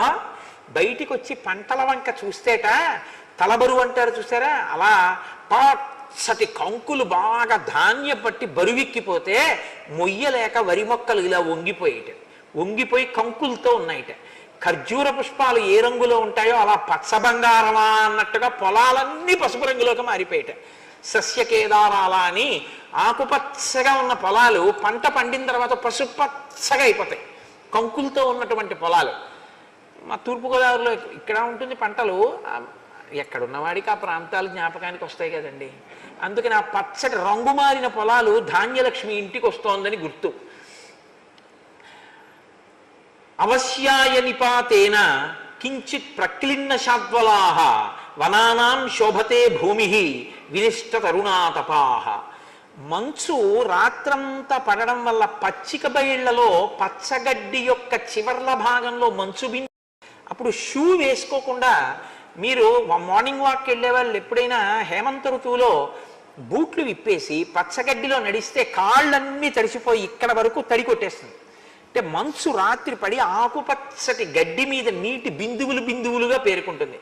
అది చూడడానికి ఎంత గమ్మత్తుగా ఉంటుందంటే ఆకుపచ్చ గడ్డి చివర ముత్యాలు కాశాయా అన్నట్టుంది. ఒక కవి అన్నాడు, ప్రాతర్వేళల మంచు చిన్కుగుమి జంపంబైన లేబచ్చికల్ శ్వేతశ్రీ తిలకించుటెంతయు రహించన్ సర్వభూతంబులన్ శీతశ్రాంతి వడంకతానచలయై చిల్వొందు భూదేవికిన్ శీతత్తు ప్రభుడిచ్చు వజ్రముల రాశింబోలే నల్వంకలన్ అన్నాడు. శీతత్తు ప్రభుడు అంటే శీతాకాలము అనేటటువంటి ఋతువుకి అధిపతి. నా ప్రభావానికి వణకని వాడు ఎవడైనా ఉన్నాడా అని అడిగట్టాడు. అందరూ ఊహూజని వడక లోకముర్వీనాథ అని మహాభారతంలో అన్నట్టుగా లోకమంతా ఊహూహు అని వణుకుతోంది. వణకనిదంటూ ఎవరైనా ఉన్నారా నా ధాటికి అని అడిగట్ట. ఉన్నది మహాప్రభు, ఒక్క ఆవిడ మాత్రం వణకట్లేదన్నట్ట. ఎవరావిడ? ఆవిడ ఇంట్లో ఉండట్లేదు, బయటే ఉంటోంది, 6 బయలు పడుకుంటోంది. ఆవిడ బట్ట కట్టుకోదు. ఆవిడ మామూలుగా అలాగే బట్ట కట్టుకోదంటే నా ఉద్దేశంలో దుప్పటి కప్పుకోదు, కంబళి కప్పుకోదు, అలా హాయిగా 6 బయలు ఉంటుంది. కానీ ఆవిడ మీరింత ధాటిగా మంచు కురిపించినా ఆవిడ మాత్రం ఏమీ వణకట్లేదన్నట్ట. ఎవర్రా ఆవిడ? నిజంగా నా ధాటికి తట్టుకున్నదైతే నేను ముత్యాల రాసులు బహూకరిస్తానన్నట్ట శీతత్తు ప్రభు. ఎవరావిడ అంటే భూకాంత. భూమి వణకట్లేదుగా, భూకాంత వణకలేదన్నట్ట. ఓ నిజమే రోయ్, ఇస్తున్నాను ముత్యాలు, తీసుకెళ్లి బహూకరించండి అన్నట్ట. భూమి నల్వంకల భూకాంతకి ముత్యాలు బహూకరించినట్టుగా పచ్చగడ్డి యొక్క చివరి భాగంలో మంచు బిందువులు మెరుస్తున్నాయిట. కాబట్టి తానచలయై చిల్వందు భూదేవికిన్ సీతత్తు ప్రభుడిచ్చు వజ్రముల రాశింబోలే నల్వంకలన్ అని ఒక కవి హేమంత ఋతువు యొక్క గొప్పతనాన్ని వర్ణిస్తాడు. కాబట్టి అటువంటి మంచుతో ఉంది. వాల్మీకి మహర్షి ఏమి దర్శనం చేశారండి నిజంగా. నృశంస్తు విమలం శీతం ఉదకం దిరద సుఖం అత్యంత తృషితో వన్య ప్రతిసంహరతేకరం. ఒక ఏనుగు కొంచెం నూనె పదార్థం ఎక్కువ ఉన్నటువంటి దాన్ని తినేసింది రాత్రి. అంటే దుంపలో తినేసింది అనుకోండి, దానికి దాహం వేసింది. మీరు రాత్రి నూనె పదార్థం ఎక్కువ తినేసి పడుకుంటే రాత్రి తెలివి వస్తుంది దాహం వేసి. కాబట్టి బాగా దాహం వేసింది. అది ఇప్పుడు నీళ్లు తాగుదామని తెల్లవారకట్ట 3:30-4 గంటలకి నది ఒడ్డుకు వచ్చింది. నది ఒడ్డుకు వచ్చిందిట. నీళ్లు తాగాలి. నీళ్లు తాగాలంటే ఏం చేయాలి? నదీ ప్రవాహంలో తొండం పెట్టి జుర్రం లాగితే చాలా లోపలికి వెళ్ళిపోతుంది. అదిట వచ్చింది, దాహం వేస్తోందిట, నది మీద ఇలా పెడుతోందిట. తొండం నీటికి తగిలే సమయానికి మళ్ళీ ఇలా తీసేసి ఇలా ఆడిస్తోందిట. మళ్ళీ ఇలా పెడుతోందిట, ఇంకా తగులుతుందని మళ్ళీ తీసేసి ఇలా ఆడిస్తోందిట. ఎందుకని అంటే నీటిలో తొండం పెట్టలేక చలికి, దాహం తీర్చుకోవడానికి నీళ్లు తాగలేక నీటిలో తొండం కూడా పెట్టకుండా బయటే నిలబడిందిట ఏనుగు. అంత చలిగా ఉంది అప్పుడు. కాబట్టి ఎవ్వరూ అప్పుడు స్నానం చేస్తారని మీరు ఊహించడం కూడా కష్టం. అసలు మహర్షి ఏమి దర్శనం చేశారండి. ఆ ఋతువర్ణనం వాల్మీకి మహర్షిని ఆదర్శంగా తీసుకున్నారు. తర్వాత కాళిదాసాది కవులందరూ కూడా ఏతేహి సముపాసీన విహగా జలచారిణ నావగాహంతి సలిలం అప్రగల్భ ఇవాహనం. అక్కడ ఉండేటటువంటి ఇవాహవం పిరికి వాళ్ళైనటువంటి సైనికులు యుద్ధభూమి వంక చూసి యుద్ధభూమిలోకి వెళ్లకుండా, యుద్ధం చేయకుండా బయటే కూర్చుంటే ఎలా ఉంటుందో అలా జలపక్షులన్నీ కూడా నీళ్లల్లోకి వెళ్ళి నీటి మీద వాళ్తాయి. అదో చిత్రంగా ఉంటుంది. మీరు ఎప్పుడన్నా చూశారో లేదో. హంసకారం డబాకీర్నాహవాపీ పద్మోత్పలాయుతా అని వాల్మీకి మహర్షి వర్ణిస్తారు. ఆ నీటి పక్షులు ఉంటాయి. ఆ నీటి పక్షులు అలా నీటి మీద వాలినట్టే కూర్చుంటాయి చక్కగా. కొంగలు కూడా నీటిలోనే కాలు మీద వేసి కూర్చుంటాయి. ఈ జలపక్షులన్నీ, వాటికి జలపక్షులని పేరు ఎందుకంటే నీటిలోకి వెళ్ళాలి. అవి ఏవి వెళ్ళలేట, అన్ని ఒడ్డున కూర్చున్నాయిట సమూహాలు సమూహాలుగా. ఇవి ఎలా ఉందిట, ఎదురుగుండా ఉన్నటువంటి నది శత్రు సైన్యంలా ఉంటే అందులోకి వెళ్ళడానికి భయపడినటువంటి పిరికివాడు వెళ్లకుండా అవతల ఒడ్డున కూర్చున్నట్టు జలపక్షులైన తాము జలంలోకి వెళ్లకుండా చలికి భయపడి యువతలు కూర్చున్నాయిట. అటువంటి స్థితిలో సరోవరాల వంక చూస్తే చక్కగాను పద్మాలు ఇలా అరవిరిసి ఉంటాయి. కాకినాడ వెళ్ళిపోతుంటే రైల్లో రాజమండ్రి, కొవ్వూరు, పసివేదల, చాగల్లు, బ్రాహ్మణగూడెం ఆ ప్రాంతాల దగ్గర దొరికింది కదా బెర్త్ అని చెప్పి ఊరికే ముసుగు పెట్టి పడుకోకుండా కిటికీ దగ్గర కూర్చుని చూడగలిగితే ఆ సూర్యోదయ శోభని, ఆ రైల్వే ట్రాక్ పక్కన ఉన్నటువంటి ఆ నీటి కయ్యలలో, కాల్వలలో అరవిరిసి ఉంటాయి తెల్ల తామరలు, ఎర్ర తామరలు, నల్ల తామరలు, పొలంగట్టుల ఇన్ని తామరలు. వాటి మీద భృంగ వళీచమ కరంద రసాను విద్ద జంగా రగీత వినదై సహసేవనాయ నిర్యాప్యుపంత సరసీ కమలోదరేభ్య శ్రీవేంకటాచలపతే తవ సుప్రభాతం అన్నట్టు గండు తుమ్మెదలు ఆ తామరల చుట్టూ ఎగురుతుంటాయి. ఎంత అందంగా ఉంటుందో, ఎంత శోభస్కరంగా ఉంటుందో చూడగలిగితే ఆ దృశ్యం. అలా లేవుట సరోవరాలేవి. ఎందుకు లేవుట ఆ సమయంలో హేమంత ఋతువులు అంటే జర్జరితై పద్మై శీర్ణకేసర కర్ణికై నాళశేషై హిమధ్వస్తై నభాంతి కమలాకరా. మంచు చేత కొట్టబడి ఆ తామర పువ్వుల యొక్క రేకులన్నీ మంచు బరువుకి ఊడిపోయి ఒరిగిపోయేట.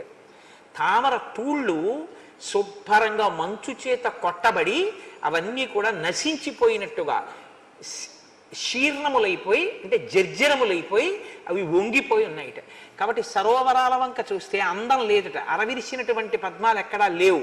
అలా ఉందిట హేమంత ఋతువు. అటువంటి హేమంత ఋతువులో రామచంద్రమూర్తి సీతాలక్ష్మణుడు సహితుడై గోదావరి స్నానానికి వెళ్ళాడు. మీరు భద్రాచలంలో గోదావరి స్నానం చేస్తే చీకటితో ఉండగా భద్రాచల క్షేత్రంలో ఉన్నటువంటి గొప్పతనం ఏమిటంటే సుప్రభాత సేవకి ఎవరు ఉండరు. ప్రత్యేకించి శీతాకాలంలో 5 6 ఉంటుంటారు. మీరు తెల్లవారుజామున 4 గంటలకో లేచి గోదావరిలో స్నానానికి వెడుతూ ఆ చలిగాలిలో ఆ రామచంద్రమూర్తి యొక్క శిఖరం వంక చూస్తూ నడుస్తుంటే చుట్టూ వన్య ప్రాంతాలు కదండి భద్రాచలానికి. ఆ రాముడు నడవడం, సీతమ్మతో లక్ష్మణుడితో గోదావరి స్నానం చేయడం, ఆ హేమంత ఋతువు, చల్లటి నీళ్లు, ఆ బెగ్గురు పక్షులు, ఆ జలపక్షులు అవన్నీ అలాగే ఒడ్డున కూర్చుని ఉంటాయి. ఆముక్తమాల్యదలో కృష్ణదేవరాయలు గారు వర్ణిస్తాడు. ఈ నీళ్లలోకి వెళ్ళడానికి భయపడినటువంటి బాతులు ఇలా కూర్చుని ఉంటాయి ఒడ్డున. కూర్చుంటే కృష్ణదేవరాయలు వారు అంటారు అవి ఎలా ఉన్నాయంటేట, రాజభటులు అనుకున్నారట బ్రాహ్మణులు స్నానం చేసిన తర్వాత పంచె తడిపి ముద్ద కట్టి అక్కడ ఒడ్డున పెడతారు. ఒడ్డున పెడితే వాళ్ళు స్నానం చేసి ఆ బట్ట పట్టుకెళ్ళడం మర్చిపోయారు పాపం. అయ్యో బ్రాహ్మణ సొత్తు, దాన్ని మనం తీసుకోకూడదని భటులు గబగబా వెళ్ళి దాన్ని పట్టుకెళ్ళి బ్రాహ్మణులకు ఇద్దామని పరిగెత్తుకెళ్ళి పట్టుకున్నారట. అది బాతు, అది చలికి అక్కడ పడుకుంది, గుడుగుడు చప్పుడు చేసి లేచిందిట. అంటే రాజ్యంలో ధర్మనిష్ట చెప్పడానికి ఆముక్తమాల్యంలో కృష్ణదేవరాయలు వారు వర్ణిస్తారు. ఆ పడుకున్న బాతుని బ్రాహ్మణుడు స్నానం చేసి విడిచిపెట్టిన పంచ అని, పంచ ముద్ద అలా ఉంటుంది అని. అలా మీరు శీతాకాలంలో భద్రాచలం గోదావరిలో స్నానం చేస్తూ ఆ స్నానం చేసి ఇలా వెనక్కి తిరిగి చూసేటప్పటికి భద్రాచలంలో రామచంద్రమూర్తి ఆలయ గోపురం వామాంకస్థిత జానకీ పరిల సత్కోదండ దండంకరే చక్రంచోర్ధ్వకరేడ బాహుయుగలే శంఖం శరం దక్షిణే బిభ్రాణం జలజాత పత్రనయనం భద్రాద్రి మూర్ధిని స్థితం కేయూరాది విభూషితం రఘుపతిం సౌమిత్రయుక్తం భజే.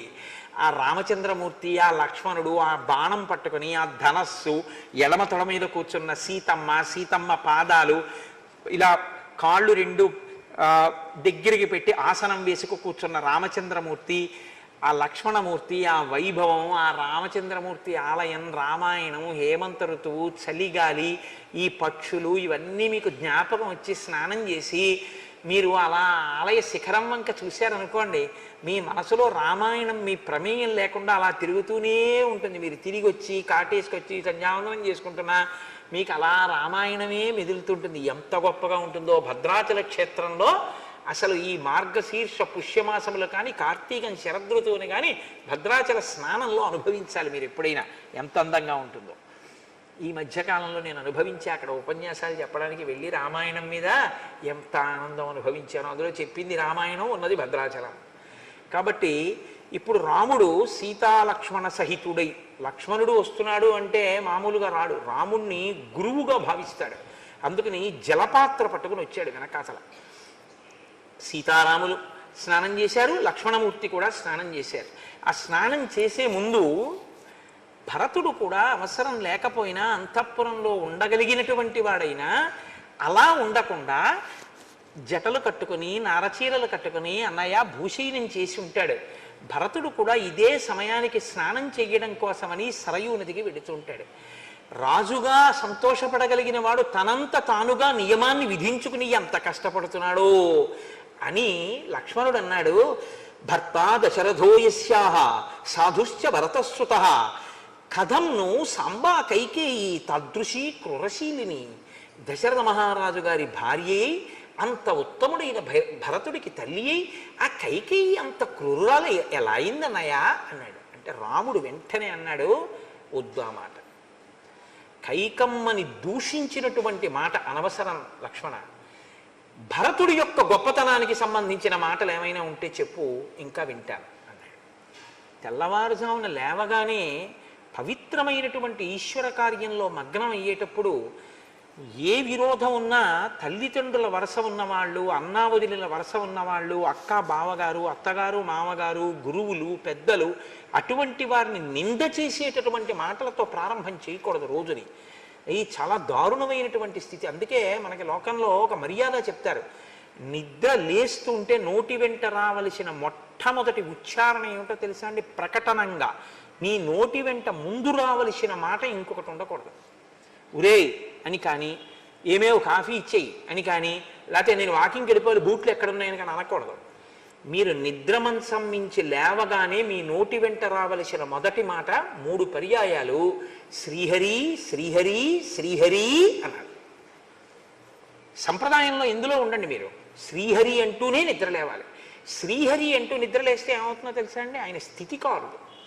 కాబట్టి ఆ రోజు మీరు తెలివితో ఉన్నంతసేపు చేసినటువంటి పనులను ఆయన రక్షిస్తాడు, మీకు ప్రయోజనాత్మకం చేస్తాడు. లయకారుడు పరమేశ్వరుడు. లయకారుడు అన్న మాటకి చంపేసేవాడు అన్న అర్థం చెప్పి అనవసరంగా శివుడి విషయంలో అక్కర్లేని కోణాలు తీసి పాపం మూట కట్టుకోకూడదు. లయకారుడు అంటే ఆయన 3 రకాల లయం చేస్తాడు. స్వల్పకాలిక లయము, ప్రళయము అంటే స్వల్పకాలిక ప్రళయము అని ఒకటి ఉంది శాస్త్రంలో. ఒకటి స్వల్పకాలిక ప్రళయం, ఇంకొకటి ఆత్యంతిక ప్రళయం, ఒకటి మహాప్రళయం అని 3 చేస్తాడు పరమశివుడు. స్వల్పకాలిక ప్రళయము అంటే నిద్ర. నిద్రని ఇవ్వాలి అంటే శివానుగ్రహం ఉండాలి. శివానుగ్రహం ఉన్నవాడికే నిద్ర పడుతుంది. రెండవది ఆత్యంతిక ప్రళయం, జ్ఞానమిచ్చి ఇది వేరు నేను వేరు అని తెలుసుకునేటటువంటి అదృష్టం శివానుగ్రహంగానే వస్తుంది. అందుకే దక్షిణామూర్తి ఇలా కూర్చుని ఉంటారు. ఈ 3 అవస్థలకి నేను 3 గుణాలకి జాగ్రత్త స్వప్న సుషుప్తులకు వేరుగా జీవుడని ఇలా ఇలా వేరు చూపించినటువంటి ఈ వేలు 2 కాదు, ఉన్నది ఒకటే అని పూర్ణమద పూర్ణమిదం పూర్ణాత్ పూర్ణమదుచ్యతే పూర్ణస్య పూర్ణమాదాయ పూర్ణమేవావశిష్యతే. జీవ బ్రహ్మైక్య సిద్ధిగా ఒక్క ఆత్మయే 3 అవస్థలకి సాక్షిగా ఉందని చెప్పడానికి ఇలా చిన్ముద్ర పట్టి ఉంటారు. అందుకే యస్యైవ స్ఫురణం సదాత్మకమసత్ కల్పార్థకం భాసతే సాక్షాత్ తత్వమసీతి వేదవచసా యో బోధయత్యాశ్రితాన్ యస్ సాక్షాత్ కురుతే ప్రబోధ సమయే స్వాత్మానమేవాద్వయం తస్మై శ్రీగురుమూర్తయే నమగిదం శ్రీ దక్షిణామూర్తయే అంటాం ఆయన గురించి.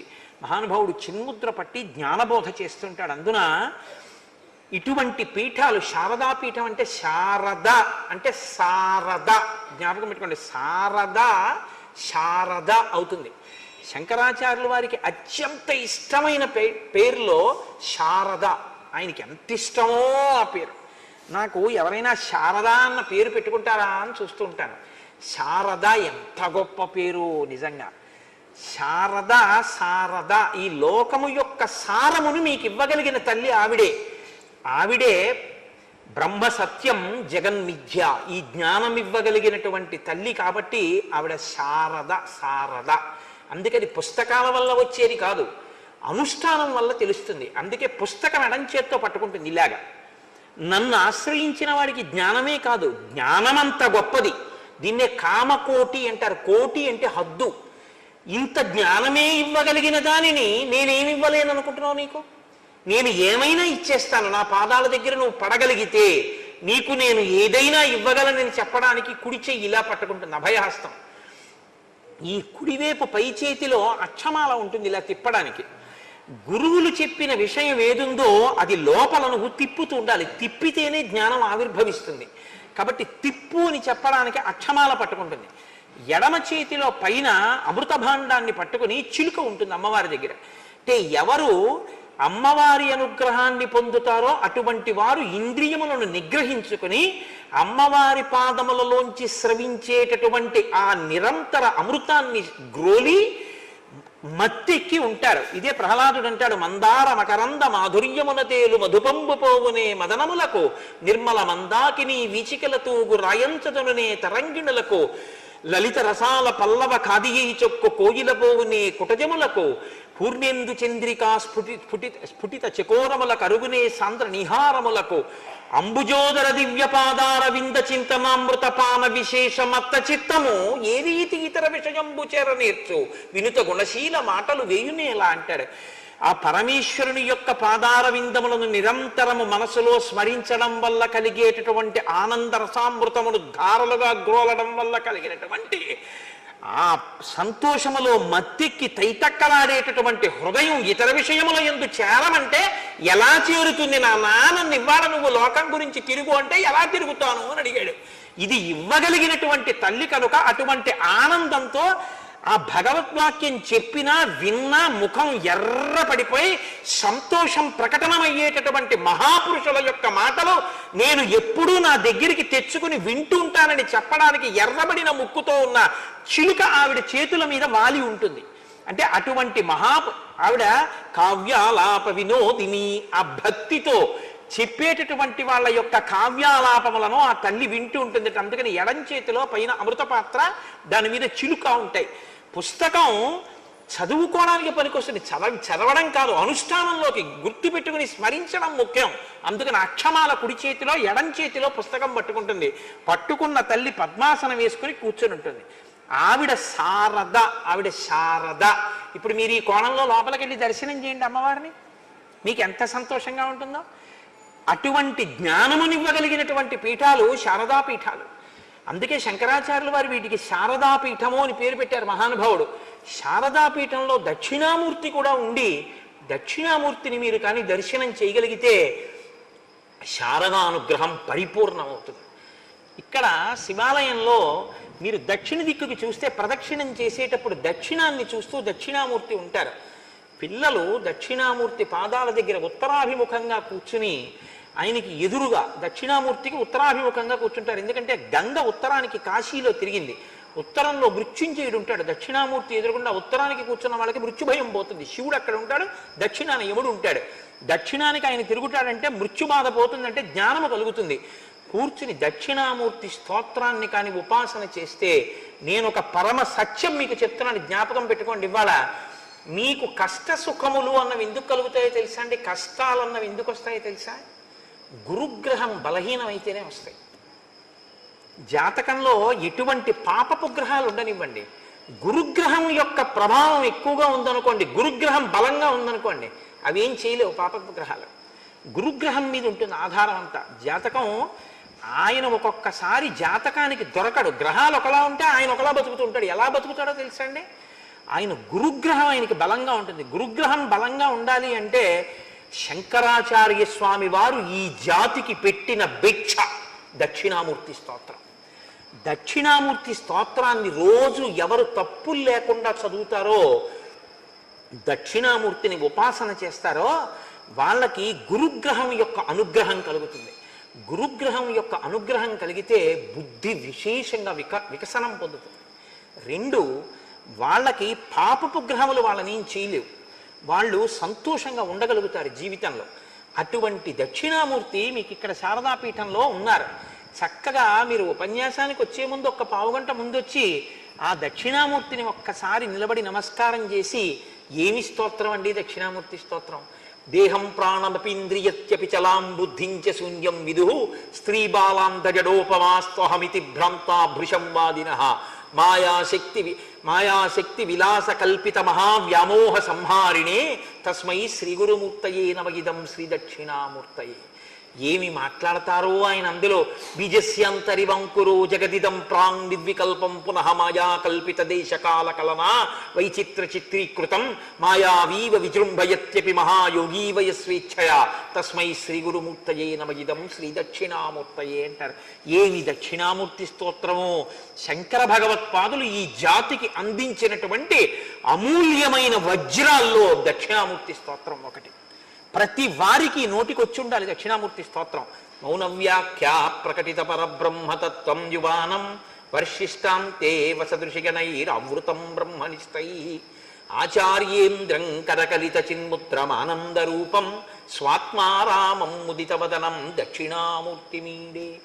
దక్షిణామూర్తి స్తోత్రాన్ని రోజు అందరూ చదువుకుంటే గొప్ప అనుగ్రహాన్ని పొందగలుగుతారు. శంకరులు ఇచ్చారు, అనుష్ఠించుకోవడం మన వంతు. ఇటువంటి పీఠంలో నేను అటువంటి మాట చెప్పకపోతే ఆ ఉపన్యాసానికి అర్థం ఉండదు, కాబట్టి దాన్ని కలపవలసి వచ్చింది. ఇప్పుడు సీతారాములు లక్ష్మణ సహితులై ఆ గోదావరి నదిలో స్నానం చేస్తే ఎలా ఉందోట తెలుసా అండి? మహర్షి అంటారు, వాళ్ళ ముగ్గురు స్నానం చేసి రావడాన్ని ధార్మిక నిష్టగా మీరు చూడండి. తెల్లవారుజామున అంత చలికాలంలో మృగాలు కూడా ముడుచుకు పడుకుంటే రాముడు మాత్రం ఒకానొకప్పుడు చెప్పాడు విశ్వామిత్రుడు, కౌసల్యా సుప్రజా రామ పూర్వా సంధ్యా ప్రవర్తతే ఉత్తిష్ట నరశార్దూల కర్తవ్యం దైవమాన్నికం. ఆయన సంధ్యావందనం చేయాలి, అది గుర్తుంది. అంత చలిలో కూడా తెల్లవారుజామున లేచి నదీ స్నానం చేస్తాడు. చేసి వచ్చి దైవ కార్యాన్ని నిత్యాగ్నిహోత్రాన్ని చేస్తాడు రామచంద్రమూర్తి. ఎంతటి ధార్మికుడు, ఎంతటి ధర్మాన్ని పట్టుకున్నవాడో మనకి చూపిస్తాడు. కాబట్టి ఇప్పుడు ఆ స్నానం చేసి వస్తున్నటువంటి రాముడు లక్ష్మణుడు సీతమ్మతో వస్తే ఎలా ఉన్నాడంటేట, కృతాభిషేక సరరాజ రామ సీతాద్వితీయ సహ లక్ష్మణేన కృతాభిషేకో గిరిరాజపుత్ర్యా రుద్రస్స నంది భగవానివేశ. తెల్లవారుజామున హిమాలయ పర్వత ప్రాంతాలలో ఉండేటటువంటి మందాకిని నదిలో స్నానం చేసి పార్వతీ సహితుడైనటువంటి పరమేశ్వరుడు నందీశ్వరుడితో కలిసి మందాకిని నదిలోంచి హిమాలయ పర్వతాల మీద నడుస్తుంటే ఎలా ఉంటాడో రామచంద్రమూర్తి సీతాలక్ష్మణ సహితుడై అలా ఉన్నారట. సీతారామ లక్ష్మణుల యందు పార్వతీ పరమేశ్వర నందీశ్వర దర్శనాన్ని వాల్మీకి మహర్షి చేయించారు. పిచ్చి వెర్రి పెట్టుకుని శివుడు వేరు కేశవుడు వేరు అని దెబ్బలాడుకోకూడదు. రామాయణం చదివితే ఇద్దరూ ఒక్కటే. ఆ దర్శనం ఎవరు చేశారో వారు కృతార్థులయ్యారు. భాగవతం చేస్తుంటే పోతన గారికి చిన్ని కృష్ణుడికి అమ్మ ఒంటి నిండా చక్కగా అలంకారం చేసి చిన్న కొప్పేసి కొప్పుకు ముత్యాల సరాలు పెట్టి ఆ బుజ్జి బుజ్జి కాళ్ళకి మంజీరములు పెట్టి, అంటే గజ్జెలు పెట్టింది కొత్తగా పెట్టి, పట్టుదట్టి ఓటి కట్టి విడిచిపెట్టింది. రామ ఆడుకో, కృష్ణ ఆడుకో అంది. రామాయణం ప్రభావం భాగవతం మీద పడుతోంది. కృష్ణ ఆడుకో అంది. అంటే ఆ చిన్ని కృష్ణుడు పాకుతున్నాడు. పాకుతున్నప్పుడు వెనక పాదాలు గల్ గల్ గల్ అన్నాయి. ఆగిపోయి ఒక్కసారి కూర్చుని ఇలా కాళ్ళ వంక చూసుకుని భయపడిపోయిన వాళ్లే చూసేట. యశోద చూసి దగ్గరికి వచ్చి ఆ కాలు తీసి చేతిలో ఇలా కొట్టి, గజ్జెలు నాన్న, నీకు గజ్జెలు పెట్టాను, భయం లేదు, పాకు అందిట. అంత దూరం పాకేట కాళ్ళకి ఏమిటో గల్ గల్ అంటే అమ్మ ఎంత చెప్పినా భయం వేసి అమ్మ వంక తిరిగేట. అమ్మ నవ్విందిట పక్కున. నవ్వితే భయం వేసిన వాళ్ళ గబగబ పాకుతూ వస్తే గబగబ గజ్జెలు గల్ గల్ గల్ గల్ అన్నాయిట. గబగబ పాకుతూ వచ్చి రెండు చేతులు ఎత్తి అమ్మ ఒళ్ళో వేసేసి తల అమ్మ ఒళ్ళో దాచేసుకున్నట్ట. నీ భయాన్ని చూసి నిజంగా భయానికి భయం వేసింది కృష్ణ, ఎంత భయం నటించావయ్యా అంది ఆ మహాతల్లి కుంతీదేవి. అంత నటిస్తే మట్టిలో ఆడుకుంటున్నటువంటి చిన్ని కృష్ణుణ్ణి చూసి పోతన గారికి దర్శనమైంది భాగవతం దశమస్కంధంలో.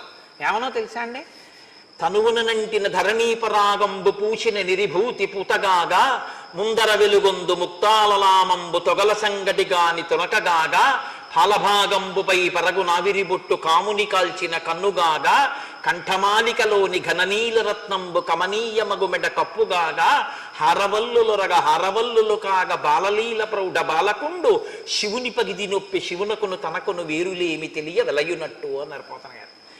ఆయనకైంది ఆ దర్శనం. తనువునంటిన ధరణీపరాగంబు పూసిన నిరిభూతి పూతగాగా. చిన్ని కృష్ణుడు ఒంటి మీద మట్టి పోసుకుంటే విభూతి రాసుకున్న పరమశివుళ్ళ ఉన్నట్ట బాలశంకరుల్లాగా. నమ కపర్దినీచ యుక్తకేశాయచ అని రుద్రంలో మంత్రం. కపర్దినీచ అంటే జటాజూటం ఉన్నవాడు, యుక్తకేశాయచ అసలు జుత్తు లేని బోడిగుండున్నవాడు. బోడిగుండున్న శివుడు ఎక్కడున్నాడన్నారు శంకరాచార్యుల వారే బోడిగుండున్న శివుడు. శంభోర్మూర్తిశ్చరతి భువనే శంకరాచార్య రూప. ఆ శంభుమూర్తే ఈ భూమి మీద శంకరాచార్యుల వారిగా తిరుగుతున్నారు. వచ్చేస్తోంది కదండి శంకర జయంతి, మనసటు పోతోంది అస్తమానం. కాబట్టి శంభోర్మూర్తిశ్చరతి భువనే శంకరాచార్య రూప. అటువంటి మహానుభావుడు కాబట్టి ఒంటి నిండా విభూతి పూసుకున్నటువంటి చిన్ని శివుడు చిన్ని కృష్ణుల్లో కనబడ్డట్ట. అమ్మ ఇక్కడ ముత్యాల సరాలు పెడితే పోతన గారికి ఎలా కనపడ్డట? చంద్రవంకని పెట్టుకున్నటువంటి శివుని యొక్క జటాజూటం కనపడుతోంది. ఆయన కంఠం మీద నల్లటి మత్స ఉంటుంది, హాలాహలాన్ని భక్షించాడు కదా.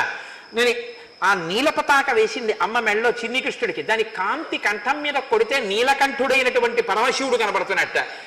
నాకు శివుడికి కృష్ణుడికి తేడా లేదో పోతనా చూసావా అని కృష్ణుని యందు శివుని యొక్క దర్శనం చేయించినట్టుగా నాకు కృష్ణుల్లో శివుడు కనబడ్డాడు అభేదంగా అని పోతన గారు పద్యం రచన చేశారు భాగవతం దశమస్కంధంలో. పెద్దలైనటువంటి వారందరికీ శివకేశవ భేదం లేకుండా ఉన్న ఒక్క పదార్థమే కనపడింది. ఆ ఒక్క పదార్థమే అనేకమైనటువంటి రూపాలు పొందుతోంది తప్ప అసలు నిజానికి అన్ని లేవు, ఉన్నదొక్కటే. ఏకస్త్వమేవ బహుధా భవాసి లోకే నిశ్శంకధీర్వృషభకేత నమల్లినాథ శ్రీభ్రామరీ ప్రియ సుఖాశ్రయ లోకనాథ శ్రీమల్లికార్జున విభో తవ సుప్రభాతం అంటాను. మల్లికార్జున సుప్రభాతం చేస్తే శివాలయంలో ఉన్న ఒక్కడివే ఈశ్వర మూడుగా మారుతున్నావు అంటారు. పోతన గారు అంటారు భాగవతంలో, మూడు మూర్తులకును మూడు లోకములకు మూడు కాలములకును మూలమగుచు భేదమగుచు తుదిక భేదమయ్యొప్పారు బ్రహ్మమనగ నీవే పాలనయన అంటారు.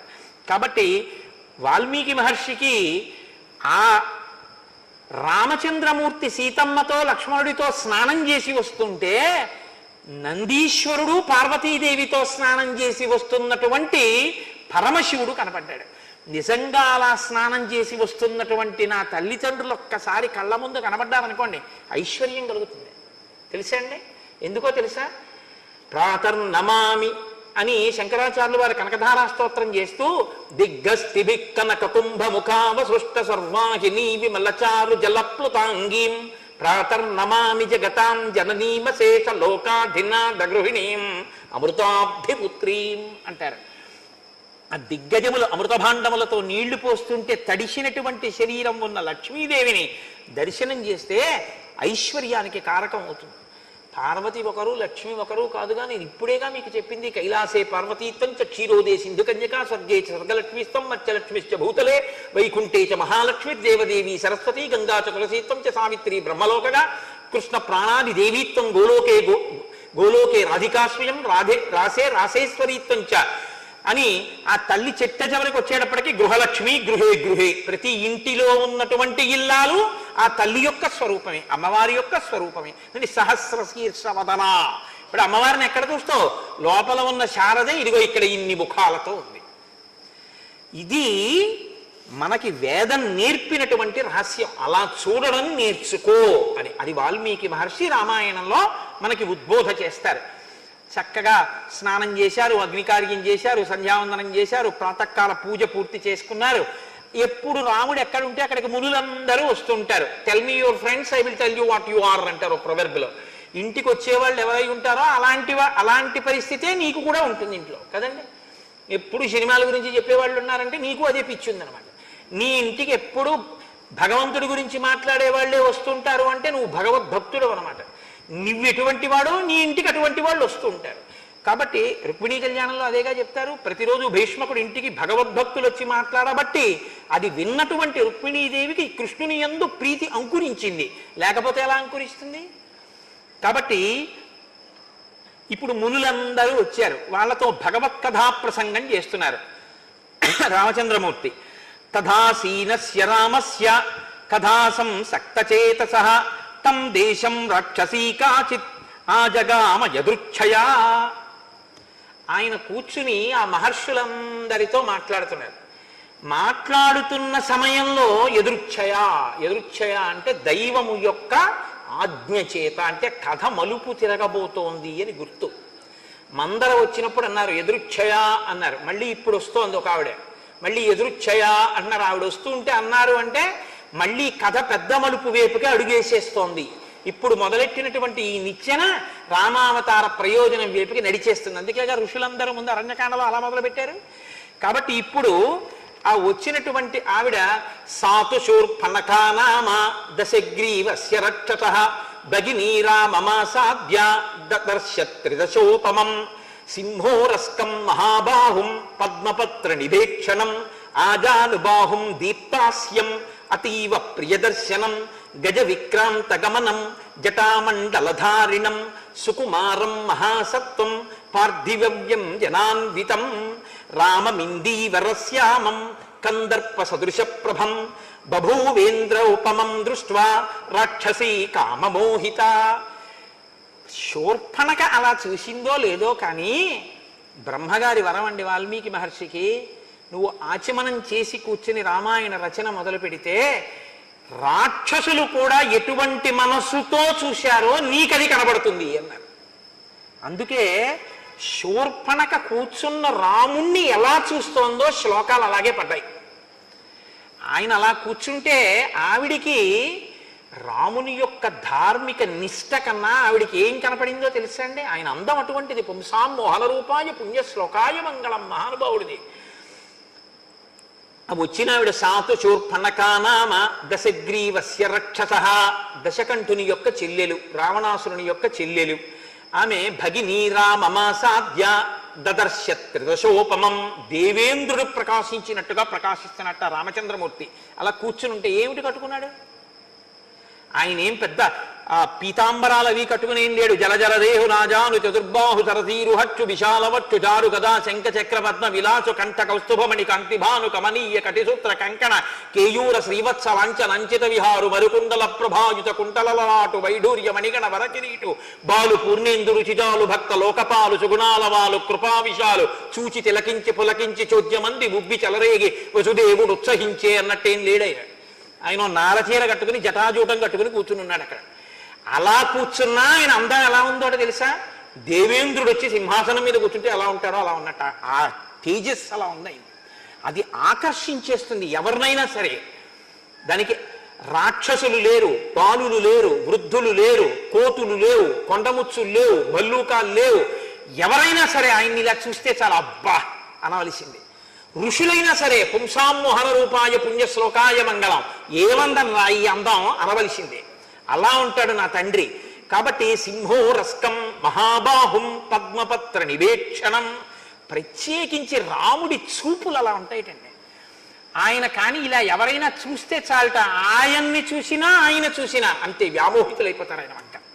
అందుకే రామచంద్రమూర్తిని ఉపాసన చేస్తే రామచంద్రమూర్తి కూడా వాళ్ళ వంక చూస్తూనే ఉంటారు. మీ అంత మీరు ఆ అనుగ్రహాన్ని వదిలేసుకుంటేనే చెప్పలేను కానీ ఒక్కసారి రాముడి వంక అదే ఆయన ప్రతిజ్ఞ కూడా రామాయణంలో, సహృదేవ ప్రసన్నాయ తమాస్మీత చయాచతే అభయం సర్వభూతేభ్యో దదామ్యే తద్వ్రతం మమ.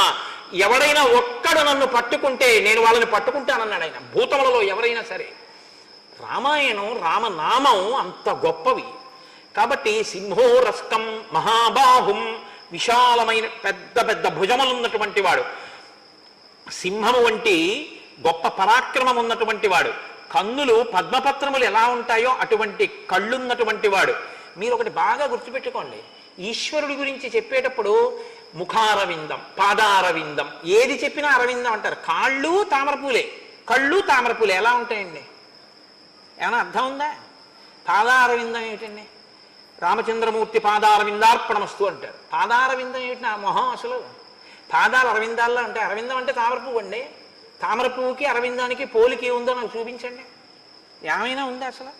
దానికి కాడ కింద నుంచి ఉంటుంది, దీనికి కాడ పైనుంచి కిందకు ఉంది, కాలు పైనుంచి ఉంటుంది, కింద పాదం ఉంటుంది. ఏమిటి తామర పువ్వు? ఎలా పోల్చారు మీరు? మరి నేత్రములు అరవిందములే, పాదములు అరవిందములే, అన్ని అరవిందములు ఏంటి? కాదు. ఎందుకు అరవిందం అంటారో తెలుసా అండి? ఎక్కడ పద్మం ఉంటుందో అక్కడికి భృంగము వెడుతుంది. భృంగం అంటే సీతాకోక చిలుక. సీతాకోక చిలుక్కి ఆ తుమ్మెద అనండి బాగుంటుంది. తుమ్మెదకి షడ్భుజి, లేకపోతే ఆ సంస్కృత భాషలోకి వచ్చేటప్పటికీ దానికి షట్పది, 6 కాళ్ళున్నది అని పేరు. షట్పది అంటే 6 కాళ్ళున్నది అంటే మనకి కూడా మనము కూడా షట్పదులమే. 6 కాళ్ళు ఉంటాయి మనకు కూడా. ఏమిటో తెలుసా అండి? పంచేంద్రియములు, మనస్సు, ఈ 6తోటే మనం కూడా కదులుతాం. పాదము కదలికకి పనికొస్తుంది. 5 ఇంద్రియములు మనస్సు కదలడానికి పనికొస్తాయి. షట్పది అయినటువంటి తుమ్మెద తామర పువ్వు కనపడితే మాత్రం దాని మీద వాలి రెక్కలు వంచేసి ఆ మకరందాన్ని తాగడంలో నిమగ్నం అయిపోతుంది. భగవంతుడి యొక్క కన్నులు చూసినా నువ్వు నీ 5 ఇంద్రియములు మనస్సుతో తుమ్మెదవై వాలిపోయి అక్కడ తేనె తాగాలి. పాదములు కనపడినా నువ్వు అక్కడ వాలి తేనె తాగాలి. నువ్వు తేనె అక్కడ వాలి తాగుతావు కాబట్టి అవి అరవిందములయ్యాయి తప్ప అవి నిజంగా అరవిందములని కాదు దాని అర్థం. నీ మనసు అటువంటిదైతే నువ్వు అది అరవిందం అవుతుంది. లేకపోతే అది అరవిందం ఎందుకు అవుతుంది? అరవిందం అవ్వదు. శంకరాచార్యులు వారు శివానంద లహరి చేస్తూ భృంగీచ్ఛా నటనోత్కట కరిమదగ్రాహీ స్ఫురన్మాధవాహ్లాదో నాదగితో మహాశితవపు పంచేషు నాచాధృత సత్పక్ష సుమనోవనేషు నపున సాక్షాన్ మదీయే మనోరాజీవే భ్రమరాధిపో విహరతాం శ్రీశైలవాసీ విభు అంటారు. మనోరాజీవే భ్రమరాధిపో విహరతాం. నీ మనస్సు భక్తి అన్న తేనెతో నిండిపోతే ఈశ్వరుడు భృంగమై వచ్చి దాని మీద తిరుగుతాడు. ఆయన భృంగమునకు భర్త. ఎందుకని? ఆవిడ భ్రమరాంబ. భ్రమరాంబకి భర్త అయినటువంటి వాడు అది మగ భృంగము, అంటే భృంగి భృంగము. ఆయన గండు తుమ్మెద. గండు తుమ్మెద ఆడతుమ్మెదతో కలిసి వచ్చి ఇక్కడే జీ అని చప్పుడు చేస్తూ తిరుగుతుంది. ఈ చప్పుడు ఏమిటి? చెవులు మూసుకొని వినంటే లోపల నుంచి జుమ్మని నాదం వస్తుంది. ఈ నాదమే ఇక్కడ భక్తి అనే తేనె ఉన్న మీ మనసు ఉంటే దాని మీద పార్వతీ పరమేశ్వరుడు ఇద్దరు, మల్లికార్జునుడు భృంగము భృంగి అయి వాళ్ళిద్దరూ భ్రమరాంబా సహితుడైన శివుడు ఇక్కడ ఎగురుతూ ఉంటాడు అన్నారు శంకరాచార్యుల వారు. నీ మనసులో భక్తి అన్న తేనె లేకపోతే ఆయన ఎందుకు ఎగురుతాడు? ఆ తేనె నువ్వు పెంచుకోవాలి, ఆ మకరందం ఉండాలి. కాబట్టి సింహోరస్కం మహాబాహుం పద్మపత్ర నిభేక్షణం ఆజానుబాహుం దీప్తాస్యం. ఆ ముఖంట కాంతిట అతీవ ప్రియదర్శనం. ఎంత గొప్ప దర్శనమోట! అందరికీ ప్రియదర్శనమే. గజ విక్రాంత గమనం. ఏనుగు ఎలా నడుస్తుందో అటువంటి అందమైన నడక. జటామండలధారిణం. పెద్ద జటామండలంతో ఉన్నట్టు ఆ జుత్తంతా మర్రిపాలు పోసుకుని. సుకుమారం మహాసత్వం. అత్యంత సౌకుమార్యంతో అత్యంత లావణ్యంతో ఉన్నాడు ఆయన. చూడ్డానికి గొప్ప బలశాలి. పార్థివ్యం జనాన్వితం. చూడగానే రాజలక్షణములన్నీ శోభిల్లుతున్నాయి. రామమిందీవరశ్యామం. అసలు శూర్పణక కళ్ళతో చూసిన వాల్మీకి మహర్షి నోటి వెంట వచ్చేస్తున్న రామస్తోత్రం ఇది. కాబట్టి రామమిందీవరశ్యామం. నల్ల కలువల యొక్క కాంతితో ఉంది ఆయన శరీరం. కందర్ప సదృశ ప్రభం. మన్మధుడు ఎలా ఆకర్షిస్తాడో అలా ఆకర్షిస్తున్నట్ట.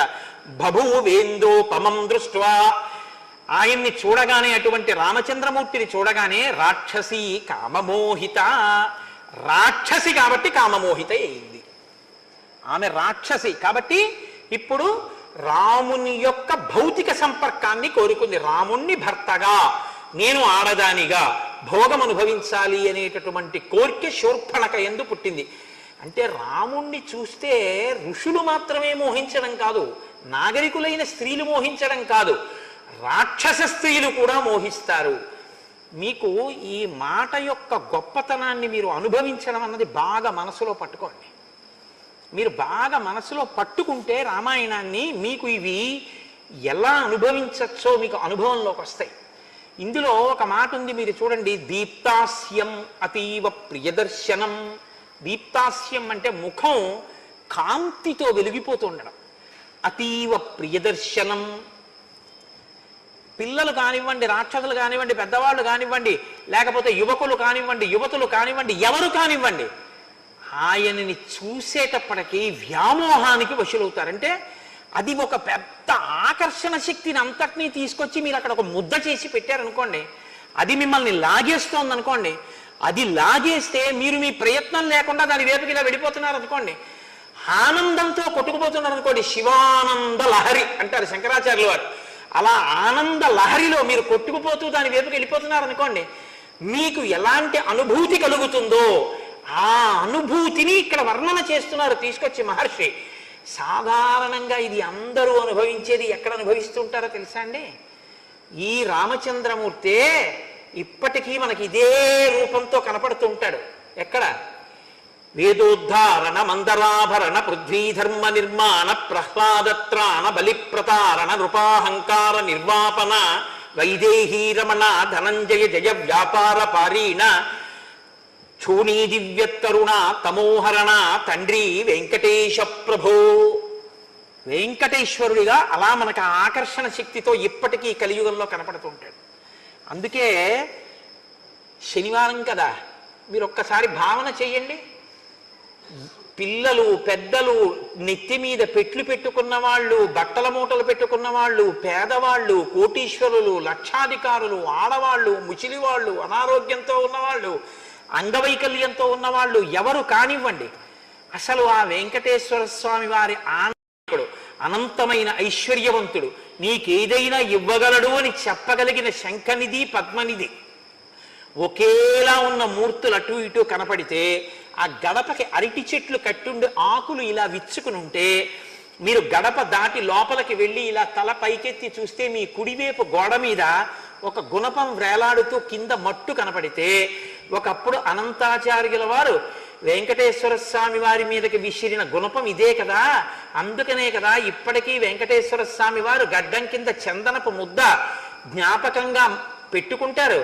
ఆ మత్స చూసి అనంతాచార్యుల వారిని గుర్తు తెచ్చుకుంటే వెంకటేశ్వరుడు ప్రీతి పొందుతాడని ఆ గుణపం వంక చూసి మీరు ఒక్క అడుగు ముందుకేసి ఇలా ఎడం పక్కకి తల తిప్పితే అచ్యుతరాయల వారు, వరదరాజ అమ్మణ్ణి, ఆ పక్కన వెంకటపతి రాయల వారు, వాళ్ళు ముగ్గురు కూడా వెంకటేశ్వరుణ్ణి సేవించి మా విగ్రహాలు, మా శరీరాలు పడిపోయినా ఇక్కడ ఉండాలని ఆ విగ్రహాలు పెట్టుకుంటే, ఇలా కుడి పక్కకి తిరిగితే టోపీ లాంటి కిరీటం పెట్టుకుని 2 చేతులతో ఇలా నమస్కారం చేస్తూ శ్రీకృష్ణదేవరాయల వారు, ఇటు తిరుమలదేవి ఇటు చిన్నాదేవీలతో విగ్రహాలు ఆయన బతికుండగా ఆయన వెంకటాచలంలో పెట్టేసుకుంటే, మీరు కొద్దిగా అడుగులు తీసి ముందుకు వేసి ఎడం పక్కకి చూస్తే ఆ ఎడం పక్కన మీకు ఆ రంగనాయకుల మంటపం, ఆ పక్కన తిరుమలరాయ మంటపం కనబడితే, ఆ ఎదురుగుండా స్వామివారికి దీపాలంకార సేవ చేసేటటువంటి మంటపం, ఆ మంటపం మెట్ల మీద కూర్చుని మీరు ఆ 2 మంటపాల వంక చూస్తుంటే అక్కడ ఒక పెద్ద ఇత్తడి ప్లేటుతో బోర్డు, దాని మీద నల్ల అక్షరాలు ఉంటాయి.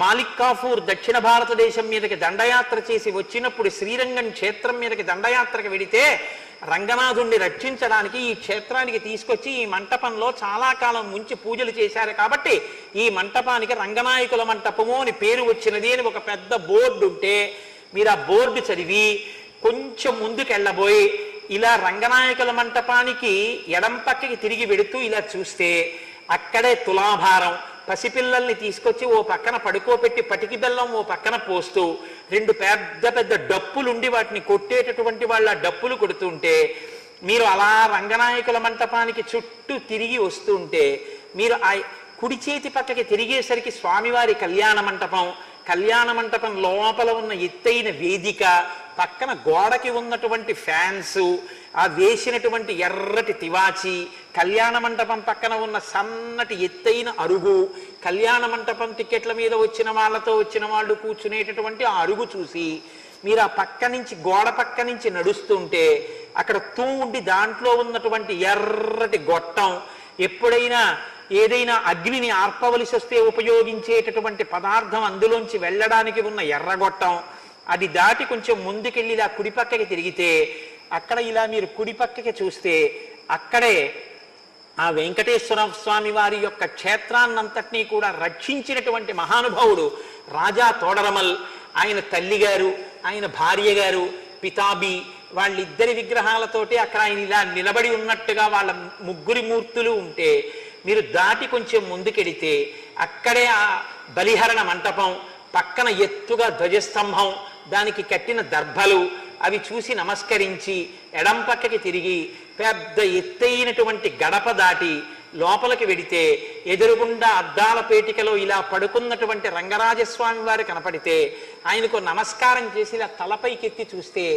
ఆకాశం కనపడితే ఇక్కడికి ఈ ద్వారం, అక్కడికి ఆనంద నిలయం యొక్క ప్రాకారం రెండు విడిపోతే మీరు ఎడం పక్కకి తిరిగి చూస్తే వరదరాజస్వామి వారి దేవస్థానం, ఆకుపచ్చటి పంచ, జానెడు ఎర్రటి అంచు కట్టుకున్నటువంటి స్వామి, ఆయన పొట్టమించి అంచులు ఇలా ఇలా తిప్పితే కంచి వరదరాజస్వామిని అక్కడ దర్శనం చేసుకుని కుడిపక్కకి తిరిగి మీరు ఆనంద నిలయంలోకి వెడితే ఆనంద నిలయంలో ఓం నమో వెంకటేశాయ అని వినపడుతుంటే మీరు ఇలా రెక్కలు విప్పినటువంటి గరుత్మంతుడు కనపడితే ఎడం పక్కకి తిరిగి ఇలా గీతలు గీసినట్టున్నటువంటి ఒక కొయ్య సాధనం మీదకి మీరు ఇలా పైకెక్కితే ఇలా రెండు చేతులతోటి లోపల ఉన్నవాడి దగ్గరికి శౌచంతో వెళ్ళాలని ముద్రపట్టి జయ విజయులు చూపిస్తుంటే ఇలా పట్టుకున్నటువంటి ప్రమిదలలో దీపాలు వెలుగుతుంటే మీరు ఆ ఎత్తైనటువంటి పీట మీద ఇలా ఎక్కి చూసేటప్పటికీ ఎదురుగుండా లోపల ఆనంద నిలయంలో ఇంత ఊర్ధ్వపుండ్రాలు పెట్టుకుని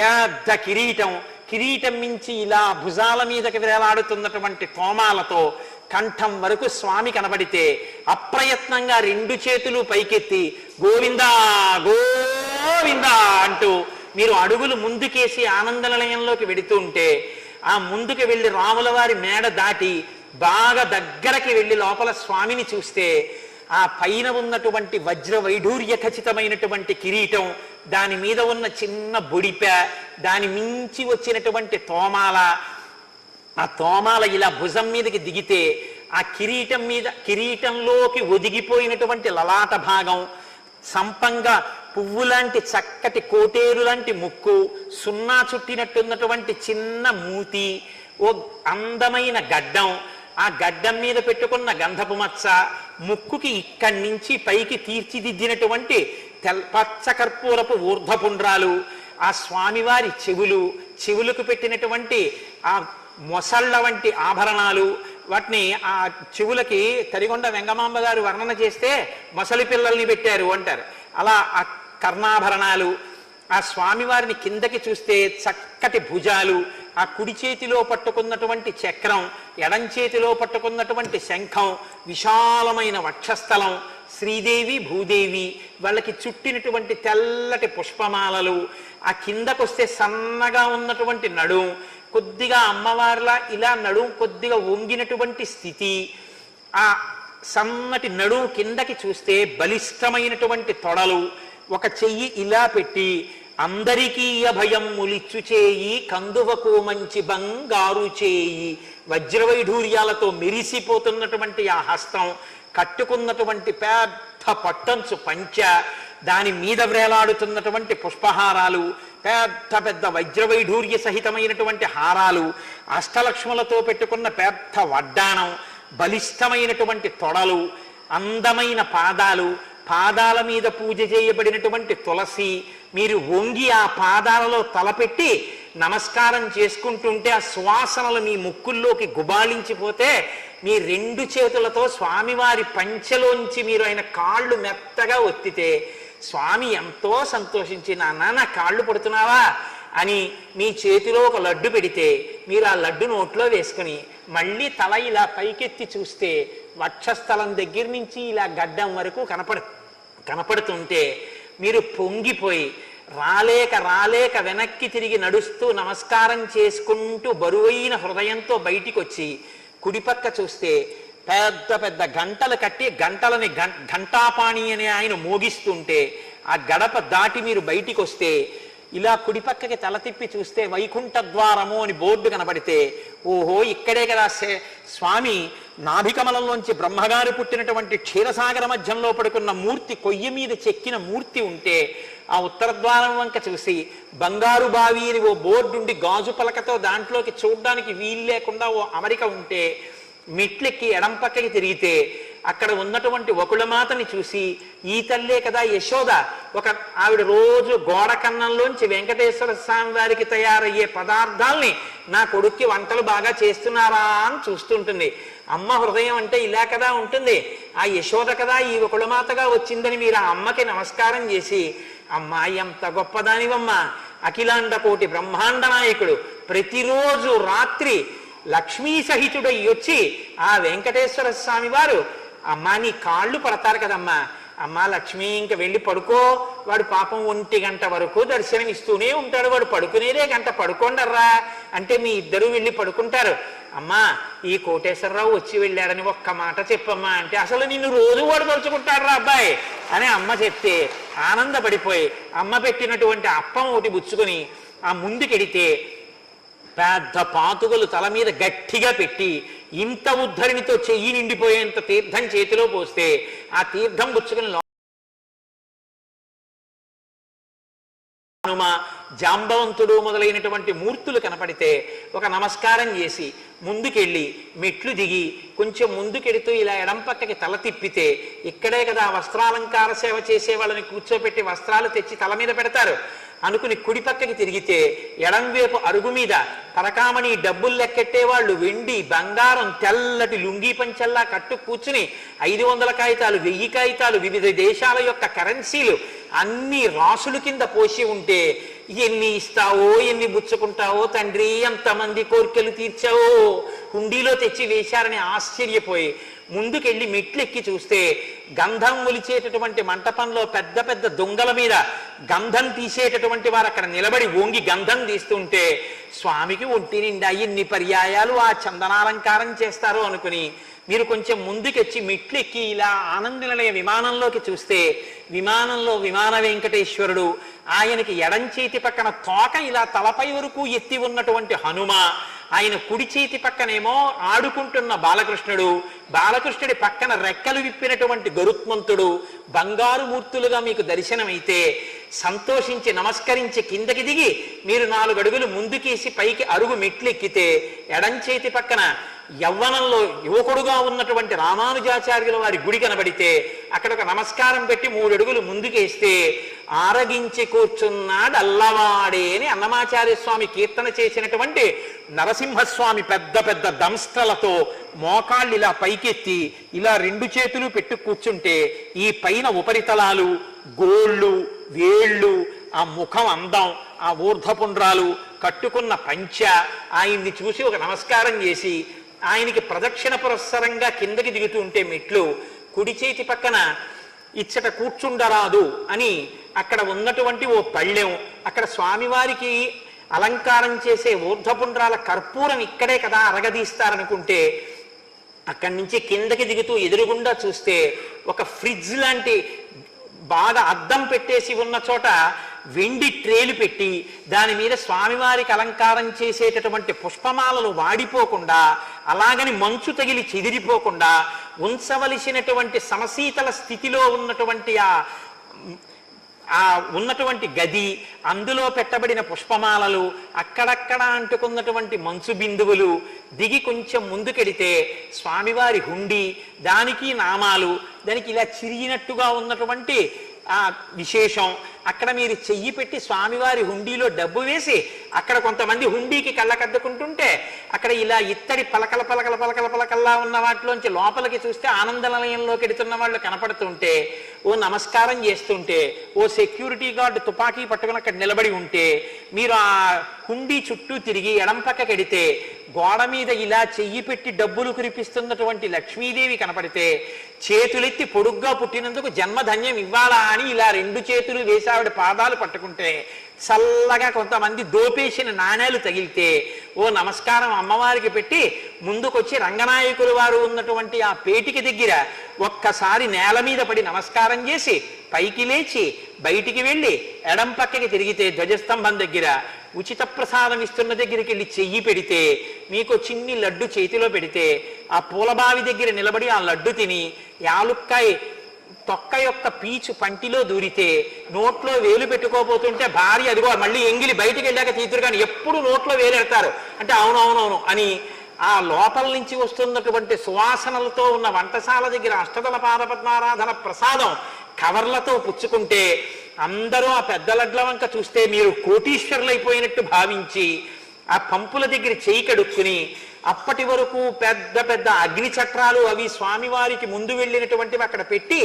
ఇంకా చిన్ని చిన్ని జ్వాలలతో వెలుగుతుంటే నీళ్లు పోసి ఆర్పిన చోట్ల పొగలొస్తుంటే ప్రసాదాల జిడ్డు కింద పడి కాళ్ళు జారకుండా నీటి గొట్టాలతో తడుపుతుంటే పరిచారికులు ఆ తడికి మీ కాళ్ళు కడగబడితే మీరు అక్కడికి వచ్చి ఎడం పక్కకి తిరిగి తివాచి మీద కాలు పెట్టి ఇలా పైకి చూస్తే మళ్ళీ గుణపం వంక చూసి మళ్ళీ ఇలా తల ఓసారి కుడి పక్కకి తిరిపితే ధ్వజస్తంభం అడ్డొచ్చి ఇంకేం కనపడకపోతే ఈశ్వరా నాకు పునర్దర్శనమియ్యని మెట్టు దాటి బయటికి వచ్చి ఒక్కసారి ఆ స్వర్ణ తేరు పూర్వం ఉండే దగ్గర నుంచి ఇలా తెల్లటి గోపురం వంక చూసి ఆ మూల లోపల సెక్యూరిటీ పోస్ట్ మీద తుపాకీ పట్టుకు నించున్న గార్డులు కనపడితే ఈశ్వరా ఇటువంటి రక్షణలు ఏవీ అవసరం లేకుండా నీ దేవాలయంలోకి ఏ చెకింగు అవసరం లేకుండా భక్తులు హాయిగా వెళ్ళగలిగిన రోజు తొందరగా వచ్చేట్టుగా అనుగ్రహించు తండ్రి అని ఒక నమస్కారం చేసి మీరు సంతోషంగా వస్తే ఇప్పుడు వాడు మిమ్మల్ని ఆకర్షించేశాడా లేదా?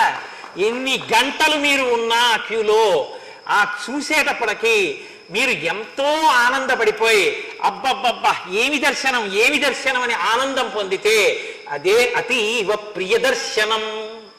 ఆ లాగేసిన ఆకర్షణ శక్తి ఉందే దానికి అతీవ ప్రియదర్శనం.